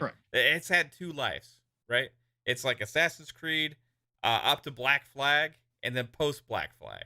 Really. You know what I mean? It's like they've gone two different ways. Now, you can say which one is better for you or what, but one is core Assassin's Creed, and you can't argue that because that's what started it. So if they made it a traditional old school Assassin's Creed game, right? Would that would be amazing. You know, so it's just it would be. And Assassin's Creed was different from Splinter Cell, right? Assassin's Creed had a different type of stealth. Hitman is more Assassin's Creed than Assassin's Creed is now, right? Hitman is more like the original Assassin's Creed. But Hitman is also different from Splinter Cell. Splinter Cell was you and the environment. You know, I'm talking about the early stuff. It was you and the environment. Very little to do with crowd. It was you, the shadows, the lights, and your AI. That's what you were up against, right? That was what it was about. It was true stealth act. It was true stealth versus a more modernized version that we got later on. But, you know, again, I just think it's something so different from what people are used to. Again, is it going to be niche? Yeah, it's going to be niche. But with the name of Sam Fisher, with how well-known Splinter Cell is, you can bring in a lot of new people if you do modernize it. And like I said, man, I don't have a problem. If they put different difficulties in this game, that opens up the game a little bit more and allows it to be more actiony for those people who want to play that way. I don't have a problem with that at all. If the core base is my hardcore stealth, I could care less what they do with it, right? As long as you give me that core hardcore base stealth, which is exactly what they're saying they're going to do. They said it numerous times. That's what they're going for. That's fine. Do that. And if you got to give me some difficulty levels or whatever the case, how you're going to do it, make it a little bit more accessible to people, that's fine with me. I don't have an issue. However people want to play games, I never have a problem with it. Just give me my core base, right? That's all I care about. And that's what they're saying to do. Now, before we wrap this up, Mav, I wanted to ask you, and I told you to hold your thoughts about Michael Ironside. Yes. Because that's my big question here. Okay. Now they're talking about the future of Splinter Cell. Yeah. One of the biggest outcry, or one of the biggest demands from the original Splinter Cell fans, is that Michael Ironside is the voice. Michael Ironside is now 71 years old. Yeah. Okay. The man's not getting any younger. As we know, anything can happen on any given day. Each day is a blessing. Okay. How are they going to, what is your thoughts on how they're going to do this? Because if they do have like if this is the first of what they're planning on doing, we don't know if they're just going to, remake each one kind of like Capcom's doing with Resident Evil, or if this is just a remake to reintroduce Splinter Cell and then they break out, either into new stories or whatever the case, however they're going to do this, or maybe a direct sequel to Blacklist. What are your thoughts? How are they going to do this? Are they going to get Michael Ironside? Or should we all prepare ourselves as old school fans that we're going to have to deal with a new voice? Well, either now or later, we're going to have to deal with a new voice, and they're going to have to pass the torch somehow, right? Yeah, So I think it's key about selection, right? Because yeah, whoever they got to voice like Blacklist, Sam Fisher was like a completely different character. You know what I mean? I think you got to keep the core element of who the character is. Now, you don't necessarily have to have a copycat, but I don't know if like okay, the one thing I know is that Michael Ironside loves playing Sam Fisher. Okay, the reason he didn't in Blacklist is because of health stuff. He couldn't do it, right? that's a scary thing, right? That's what I'm saying. We only have so much Exactly. time. Now he is capable of doing it now, probably, right? We hope But so. at that, yeah, exactly. We don't know, you know what I mean? But I'm just going back to old interviews that when he talked about that, like what had happened at that time, Right. and how much he loves playing Sam Fisher. So I think, like, if they said, "Hey, will you play Sam Fisher?" He would probably be like, "Okay, what's the idea for this?" Because you know he respects the character. I think he feels like he is Sam. You know what I mean? I would just like Steve Downes as Master Chief, right? There's certain voice actors and certain people that play some of these characters that are so identifiable, and something feels off if they were to be replaced. So the key aspect is moving forward. What decision do you make? Now, I'm going to say something that a lot of people may not like, but for the sake of the future of the franchise, I think at this point, I think you have to make that decision now, and move past that point and try and find somebody to not be a copycat, but have the same amount of character and a fresh take, but be identifiably Sam Fisher. Like there's been multiple James Bonds, you know, there's been multiple this and that, right? There's only been one real Sam. The Blacklist Sam wasn't Sam, right?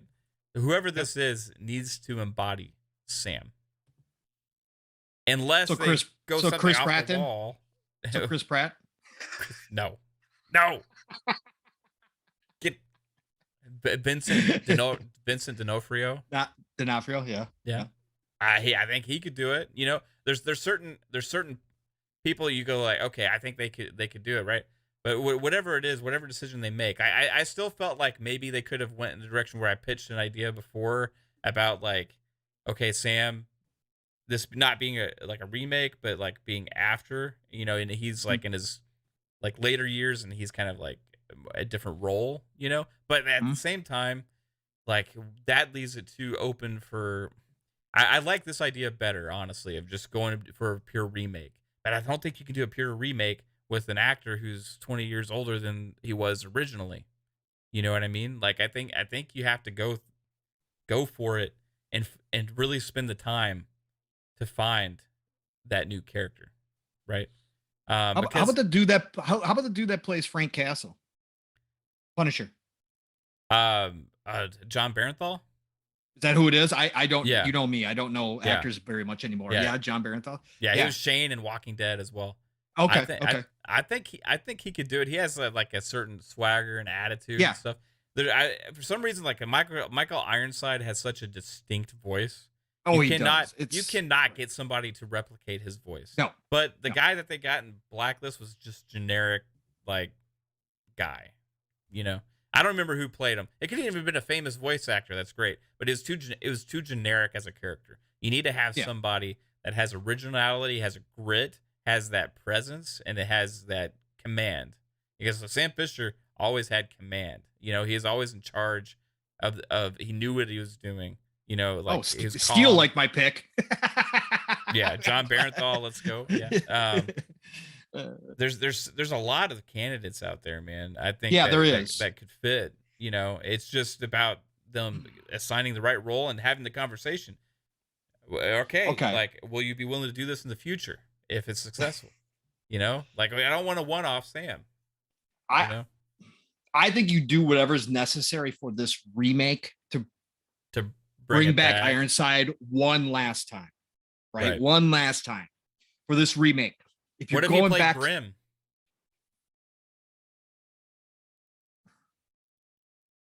Yeah, maybe. I don't know. It's a thought. Yeah, no, I mean it's a good. I'm just saying one last ride. because if you're all in, right? If you're Ubisoft, right, and you're giving this team, and you're saying, okay, look, you guys go do this, you guys make this work. You guys got, open. You got the open checkbook. We'll let you continue the series moving forward, right? And eventually, they're going to have to move past it. I understand that, but if you're all in on this one game, let's say you're, and from the sounds of it, they're going into it as if, hey, yeah, we're building the base for the future Splinter Cell, but we know this is the game that we have to nail, right? One last time, you get Ironside no matter what. And you just make it the flat out, the best Splinter Cell you ever could, this one shot, right? You got to go into this thinking you've only got one shot. And you go all out for it. That's why I say you bring it back one last time. Yeah, for the people out there, like, yes, I know Grim is a female, right? But you could have him play that like role of in your ear, right? You know what I mean? With like, I agree, man. It's hard. I'll be okay. I'll be okay either way, honestly. Yeah. No, I'm not gonna freak out either. Because if I get to play a Splinter Cell game and Michael Ironside's freaking playing Splinter Cell and it's a remake, I'm not gonna be disappointed one bit. Right. You know, I'm gonna be all in on that shit. I mean, holy cow. I mean, it's for me. I'm trying to think about it like from a future of the franchise perspective. Like I'm thinking like, what's the harder decision to make, but also could be potentially the right move. And now it's all dependent on if they could find the right person.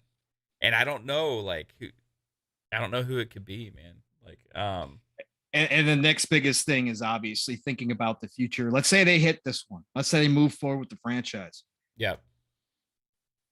And we've talked about this, Matt, because I think we talked about this live as well, about our thoughts about how they could make a new Splinter Cell, right? Yeah. They're going to eventually have to transition from Sam Fisher, right? Yep.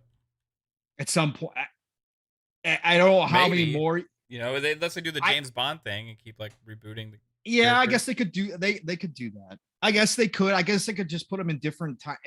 You could do it a lot of different ways. You could add to the stories. You could put it. You could make a newer game in the middle between Conviction and Blacklist with a whole nother mission where it's a totally different. You could introduce a new Sam Fisher that way, or you could transition completely away from Sam Fisher. And I thought our idea was the best. For anybody out there listening right now who doesn't know what Mav and I had an idea, we kind of brainstormed this all together. I think, Mav, you originally started it, and then we all kind of got in on it. But the thought was that Sam Fisher has a daughter out there, right? Yeah. Sarah, which we all know, right? We all know that. But she's out there still, right? And she winds up having to go rescue Sam, right? Yeah. On some type of rescue mission. So then you take over as Sarah, and she kind of takes over his role. Passes the torch. Kind of passes the torch. I thought that was a fabulous idea. I thought that would be, well, what if they did this as the reboot, and then the second game they went that direction, and they had Ironside, for the first game, and then a smaller role in the second game, right? Right. Like, and then, but you'd have to plan it. I think you'd have to plan it ahead of time with like storyboard. Yeah, and all you this would. Stuff, you would. You would. The whole the Splinter Cell universe. Let's go. Everything needs a universe. All of our favorite games need universes now. That's all I got to say. He could play Lambert. I'm trying to think like, okay, if he wasn't Sam, like, you could still have a role. You know what I mean? I don't know. Like, I think Lambert and Grim's daughter, Grim, was like the two people that he conversed with the most, right? So it's like I'm trying to get his voice in the game with able to cast a new character for him, but it's like I can't think of anybody that's Sam Fisher besides Michael Ironside. I know. It's really hard. It is really hard, but they're eventually gonna have to. All right, man, we crushed Splinter Cell for freaking 2 hours almost, dude. Oh geez, so has it been that long? Yes, it has been that long. It's been 1 hour and 50 minutes, brother. So we crushed this out. If you guys didn't know, Mav was not lying when he put out the post today that we're kind of excited. Yeah, just we're getting the Splinter Cell. Dude, this is gonna be the longest wait because this is like early in development. This thing's probably gonna take 3-4 years. I don't know. I don't care. I don't care. Just to know that it's there, Mav, is good enough for me. That's all I care about. There's no more. Again, It is Ubisoft. We could have them cancel it halfway through production, right? Yeah, which has probably happened before the Splinter Cell that we right. really don't know, you know? Right. So, but now that it's out there in the wild, the fan base is stirred up again. My God, there were so many tweets from people just so freaking excited. Now that it's out there in the universe, it's being made. I'm a happy camper. Don't have to talk about it anymore. Now the wait is just for the first showing where we get our first teaser, right? That's all basically we're going to be waiting for at this point, which, like you said, we're probably 3-4 years from the game. They're hiring on to the studio. If they're going to do this like they say they're going to do this is going to be a lot of production time. A lot of planning is going to be involved, a lot of getting it just right. I have a feeling that this is probably one of the most tested games internally for Ubisoft because they're going to want to make sure that every single thing mechanic wise is spot on. So I definitely think this is going to be a longer one, but like I said, the mere fact that we're getting it, if you can't tell, me and Mav just talked about it for an hour and 50 minutes. Yeah. It is exciting. So golden age of gaming is here. These old IPs are coming back on top of all the new stuff we're getting. That's why I keep saying it. We're getting the old IPs. That's why this is going to feel like the 360 generation times 10 times 100, because we're getting such a variety of games and these old IPs that we've been waiting for are getting resurrected. Yeah. It's fantastic. And this is going to be probably next gen only. They didn't say anything about platforms, I'm guessing, but I'm guessing Series X, S, PS5, PC, right? Unless somebody dropped the bag. Unless somebody dropped the bag. The other aspect of this, Pong, this was a very early announcement. Usually these are held back for like big events and stuff like that later on.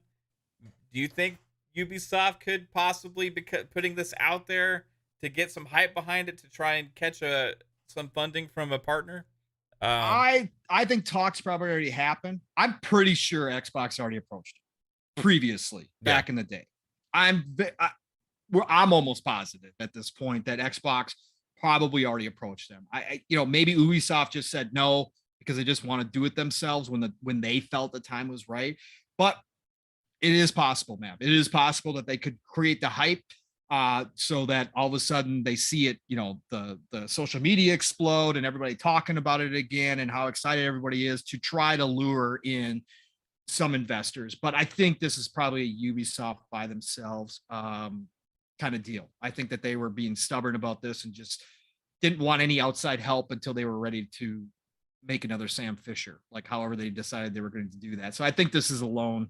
I think this is them on their own. I'd love to see if somebody dropped the bag off. Maybe we'll find out later on. It's a partnership. Who knows, right? We just found out of the blue that Xbox is working with Crystal Dynamics, right? So you never know.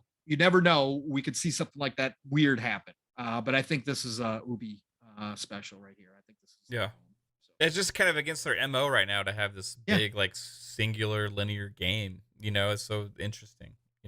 It is. It's very interesting. Very, very, very interesting. Hey, Nuka, thank you for showing up. Boom, boom, kaboom. Who else we got dropping in here? We got Spooky Sprocket, of course, brother from another Steel Rain joining us. Great to see you.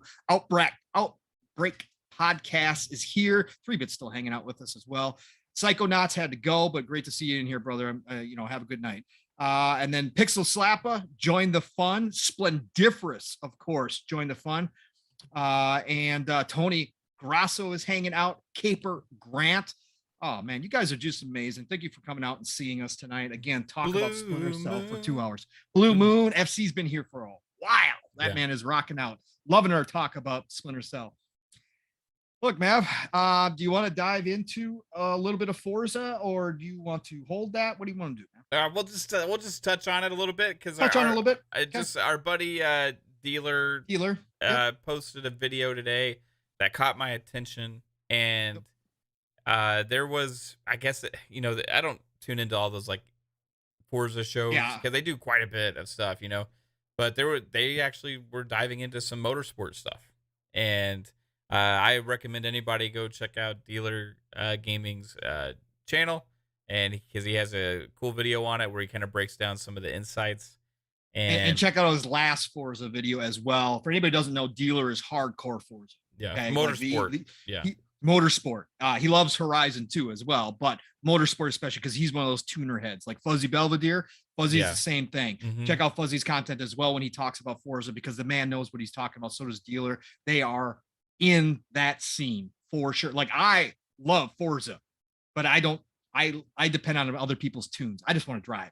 Yeah. So that's the way I am. I'm more of a motorsport guy myself. I mean, I'm not as like hardcore as like some of these guys are, like Fuzzy and stuff, but like I played a lot of Forza Motorsport in my day. I used to do the car club thing back, you know, in the earlier Forza Motorsports and stuff. I messed with the paint editor quite a bit back then, and I loved racing. I had a friend at the time that was like, we played all the time together, and it was frustrating because I would lose every time because he was #1 on Nürburgring in the class like R or whatever, like the top class racing is #1 in Nürburgring, and like that's crazy, right? I mean, that's the leaderboards, the hot lapping, all that stuff. I got pretty into it for a while. It's fun. You're right, Jasper. Mav did kill off Forza. You're right. Oh, hold on. I have nostalgia for my original sim racer, Gran Turismo, and I have so much hope that it's gonna make a comeback and be decent again that I can't kill it off before I get to see that happen. It has to come back. Now, that being said, I'm no fool. Forza Motorsport is better right now, and from what we're seeing and what they've been saying in this video, man, Gran Turismo is got a ways to climb. I will say this: 2022 is going to be a great year for racing game fans, right? Because everything that Dealer pointed out in that video that caught my attention was everything's pointing to 2022, which is something that we've been saying to expect. I kind of expected that they were going to get back on track with motorsport because they announced it in 2019, right? 2020 came out, no Forza Motorsport. 2021, no Forza Motorsport. What makes sense? They were helping with Halo. They were helping with Halo too. Got pulled off. And also they're working on that engine. This next, people don't realize, is this next Forza Motorsport is going to be the biggest leap we've ever seen for Forza Motorsport, because they are revamping that old engine that they've kept retooling over time, and it is getting more work put into it than anything, and not just graphics, physics, and all of the above. The amount of attention to detail that they put in these Forza games is absolutely incredible. And man, we know what they were capable of on a 2-year cycle, but Turn 10 having 5 years, that hasn't happened before. Turn 10's never had 5 years to make a Forza game. Correct. We're gonna be in store for something special, guys, and I'm thinking that it's gonna be pretty freaking incredible next year. So I am pumped, dude. They're talking about suspension stuff and that was the latest update. Yep, the latest the other update was about the tires, and they talked about how many different points on the tire that they are now taking into consideration. This one was definitely heavily focused on the suspension and how much more detail they can get into when drifting. Like they went into all of it because they said that they're I thought the interesting part about this one, Mav, was they talked about the community aspect. Yes. And they really focused on the community aspect. Which has fallen off with motorsport. Yeah, and Dealer points this out. This goes back to Forza 4, actually, Motorsport 4. Forza Motorsport 4, if you want the pinnacle of motorsport, that's probably the one. And I'm not talking about the best in just the driving aspect, of course, because it's old tech. Yeah. But what I'm talking about is the complete package that Mav's been looking for. Again, when Mav speaks about Gran Turismo, I understand what he's saying because I was a Gran Turismo guy back in the day. The full aspect that goes into a car game like motorsport, and the community is a big one, right? The community is a huge part, and they kind of lost that as the years went along. And so I thought that was interesting as well in this interview. Sorry, I didn't mean to cut you off. No, you're fine, man. Like I think it's just like bringing that back, because as good as Forza Motorsport's been, and it's been the best racing game over the last 20 years almost, or 18 years ever since the first one came out. I think it's been better than the competitor, right? I feel like at the last couple games, ever since 5, they've kind of been going like this a little bit with some of the elements of the career mode, Yep. and also with the online stuff. Like back early on, like the car club aspect and Correct. all of these community aspects were really ingrained into the game. Like Yeah, your racing team that you could form with your friends, all that yeah, good stuff. like Yeah, there that was was it was more it was about like developing this camaraderie of people that were having fun with racing games and like talking about, oh yeah, I remember talking about like, hey, which one is the best B class car, like which one do you use, how do you tune it, like all this stuff, right. right, with your car club friends, and then you go out and do team races, all these aspects, and it was great. And then it kind of started like losing those things, Yep. and then the career mode became more like generic. It's a bunch of squares on the screen. You just pick it and then you just do your next thing, and you get the trophy cup or whatever the hell it is, and you go on to do Right. you got the off-road cup, all that kind of shit. I miss the um sense of like accomplishment of Yeah. the racing games from back in the day, Yeah. And some of them had similar like style, like with that, but like you still felt more accomplished when you achieved winning those races and moving on to the next. As now it's just like all this shit's just laid out in front of you, and you can just do whatever you want. Here's 1,000 cars to you get them right now. Let's go. And it's like a playground for like sim racing fans immediately, but there's missing that level of accomplishment and reward for a grind for me, right? Like Right. I want that, like, oh, finally I did that, like, yeah, I finally beat that, like, and then you go on to the next thing. Oh yes, I finally have enough money to buy that car that I've wanted to, and then you get to do better races because you have a better car that pays you more money. Then you can win more money. You know what I mean? That's like simple stuff that they had in place way back then that's Yeah. kind of lost now, right? Yeah. I don't understand how they've fallen off that way, and that's definitely not just Forza, right? That's all sim racing games, really. I think actually Grid has had the best systems for career mode. Grid is amazing. They got a new one Um, coming out too. That Grid Legends looks yeah. pretty cool. They got a whole story and So everything. So I'm it's just kind of hoping cool. they like take all of that into account when doing this. You know what I mean? I think there's a potential, Matt, just from the standpoint, if they're going to make this a games as a service, right? Which we've heard they're going to do. Like Yeah, this is going to what be our a prediction was a long time ago. right. This is going to be a living kind of portal, right? Yes. To Forza, which I love, especially when it comes to, again, I don't have a problem, but I love the idea when it comes to a racing game, right? Yes. Because they can just add on. We don't have to wait, all that kind of stuff. I would love to see them, if they're going to go with that concept, I think it's going to open up the possibilities that we do get one of your career modes like you were just talking about, Mhm. because I think that could be easily built into it. I've always said that, man, just like we were talking about Splinter Cell, give me the core base hardcore stealth, and if you guys want to do all the rest and let anybody, let the casual fans come in and enjoy the game how they want to enjoy, that's fine with me. So I think that would be a great opportunity for them to put that career mode in there to allow the people that want experience. Yes, it makes total sense. So what's a way to get people engaged more is give Right. them more something to work Right. for, right? Like something Correct. to work to. And Yep. other than you just kind of, oh, I've experienced everything, I'm done. But hey, Right. when they come out with this system, like, because I've thought this ever since before they've announced. Well, actually, when they first announced Forza Motorsport and said it was early in development and they didn't have a number next to it, Yeah. I was like, okay, Right. this is a reboot. This is not only just a reboot, but this is gonna be a platform. It's not Forza just universe. gonna be a game.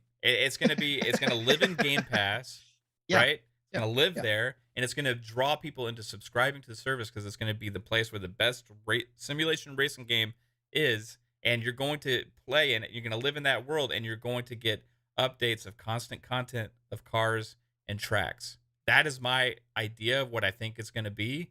Yep. How they make you want that stuff is where the actual core aspects come into play. Yep. So, And then on top of that, if you're going to have this living kind of game, right? the community is going to be all about that, right? So you then have to, and I hope they are, I hope what they're saying is true. They're going to reintroduce some of that community stuff that's been lost, because then you get also, like you were just talking about, Mav, keeping people engaged with something and offering them that challenge. Also keep them engaged if their friends are showing up and having car clubs and having all this other stuff that goes along with that on a regular basis, so that all your buddies could say, oh, let's hop in here, let's do this. You know, however they're going to get back to those roots. That's a part of car culture in general in real life. It's about the car meet. Again, I grew up in a family of car lovers, classic, you know, American muscle car lovers. My dad, my mom, you know, was the one who taught me how to speed shift, for God's sakes, in her 68 Dodge Dart that she still owns to this day. Okay. So again, I grew up in that culture. We went to car meets. You know, my mom and my dad knew everybody there, and everybody, you know, showing off their cars, all that kind. That's all part of that car culture. And with something like a Forza, you know, in general, just a Forza universe that you're creating, right? The space, you can incorporate that. A lot of people have been calling for that in Horizon, right? Do that. I mean, you could do it easily. That's one thing that Midnight Club did really well. Correct. Midnight Club, even GTA now, right? GTA Online, I see pictures all the time, even though it's not, you know, your classic racing game. It's incorporated into it, but people have car clubs. They go show off the car. Like, that's important. And that's something that also keeps people engaged. And I think with this formula, if they're going to go this route, it is the perfect opportunity for Turn 10 to move in those directions and build out into this big, real, like, car world that people can go and live in, race, do all that kind of stuff, show off their cars, have their meets, have people have their friends show up, have all the tunings right there and available for people to share, like they do in Horizon, all that kind of stuff. Bring that all back again and make it as easy as possible. They really have a chance here to make this something special, and to expand upon their lead that they've already had over Gran Turismo. Take some of the stuff from Gran Turismo. You know, take some of the stuff that works there, like you've been talking about, like the career mode, and that kind of take from there. They're taking from you right now. We saw Gran Turismo is going to finally start doing some real customization that you can do, right? So they're taking too. So take from them as well, but build off of this and just expand your lead in the car game space, because you really do have the best right now. So yeah, for sure, man. And I think with the amount of time that they invested, it's not going to change. I have my hope for Gran Turismo. I really do. Like, I love that franchise. Is one of my favorite things from when I was a teenager. You know, just absolutely played the shit out of it. You know, so I always have hope that they can recreate that. But man, Forza's just been so leaps and bounds ahead of the game, and they're playing catch up. Everything I just saw now, it seems like they're a generation behind. Crazy Louie, yes, that's a squeaky toy. My dog is being very annoying right now. She wants to go outside, so she's grabbed some of her toys and she's purposely sitting right down next to me doing that. So yeah, you can hear that. Love it. Well, we'll get to this super chat real quick. Vic the Click, thank you, sir, for the generous $2 super chat. He says it will be back with all its walls you can hug. Hey, I'm gonna defend those walls in GT because they're very useful, right? When you're driving, the cars feel slower in Gran Turismo. They just do, right? When you're driving in Gran Turismo and you're slowly progressing past the person, and you got to take that corner, sometimes it's the easy route. You know you're not going to lose much speed bouncing off that wall in Gran Turismo. So, you know, is it realistic? No. But I do enjoy it. I'll say that. All right. So, everybody in the chat, it's been real. Thank you so much. Pong, you want to get us out of here? Yeah, I'll get us out of here. So, hey, you guys are absolutely incredible. Thank you all for coming out and joining us tonight, letting me and Mav in on how excited we are for the announcement of Splinter Cell tonight. That was the majority of the content, and obviously talking briefly about Forza Motorsport, which, as this year comes into 2022, we'll be talking more and more as they show us more and more, because like Matt said, it's going to be one heck of a year for racing fans next year. If in fact it does launch in 2022, which we've expected for a while now. Man, what a great time. Again, the golden age of gaming. And of course, see, I'm talking and now she's doing it even more. But anyways, Episode 8, PM in the PM, Pong and Mav in the PM, in the books.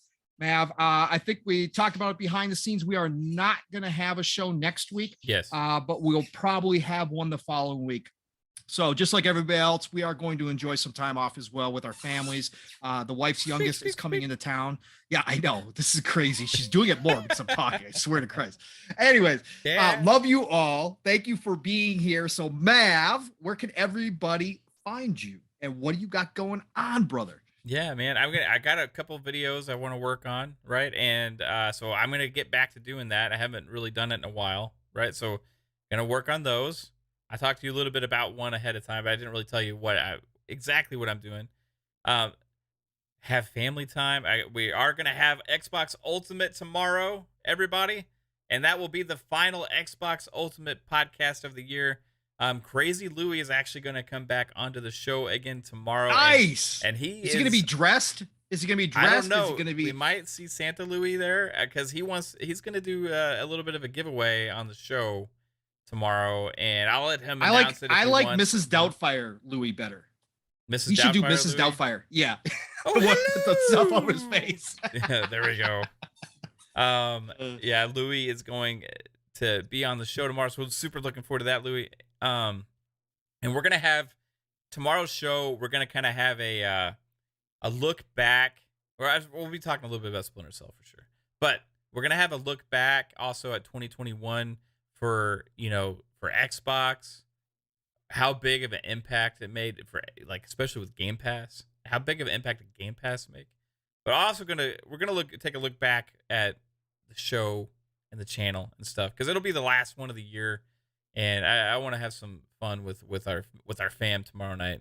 So look forward to that. It's at 9 p.m. Eastern. And then Saturday, catch us on FSP at 6 p.m. Eastern time. And that is also a last show of FSP for the year.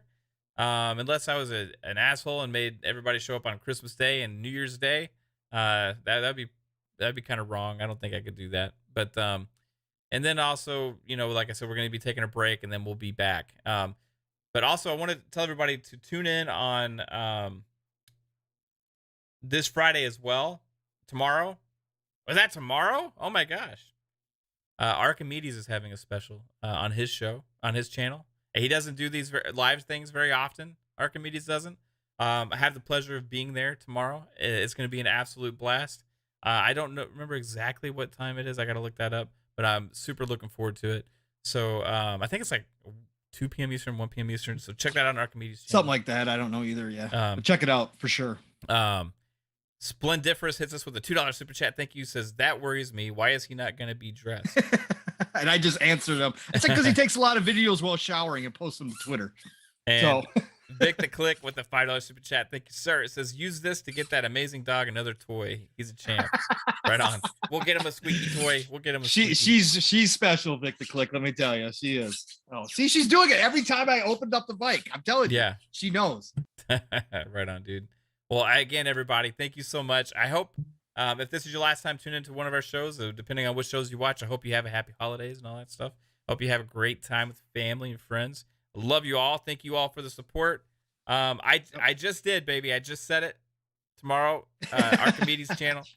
Check it out because I'm super excited about that. That's gonna be an awesome show. Yeah, I hope I can catch it at work. Yeah, lots of cool people are gonna be on there. So everybody have a great one. Yep. And you could find me. Oh yeah, Paul, you do your thing. I'm sorry. Yeah, you're doing your thing. Mav's ending the show. He's used to being in the captain's chair. I know. I'm sorry. My bad. No, that's cool, bro. Don't worry about it. Pog Soul everywhere. Everybody's heard this a million times. They can probably say it. Pog Soul everywhere. Xbox, Twitter. You know the drill. Love you all. Respect you all. Come check me out. We're gonna have tomorrow night Xbox Ultimate, like Mav said, living split screen Saturday morning. With my brother from another steel, Rain, and I. It's going to be another hell of a 3-hour plus show on Saturday morning. So set those alarms, 10 a.m. Eastern, 9 o'clock Central Time. We have not talked about what he and I are going to do going forward, but I'm assuming that probably is going to be the last show of the year for us as well, by the way things work out here. So come check us out tomorrow. It's going to be a special one. And then obviously Saturday night shop podcast, PTK Blam, Centurion, Fuzzy Belvedere, and myself. End your Saturday night right. probably going to be the last show of the year as well for that one. So please come check us out. Everybody's going to have a nice big vacation break.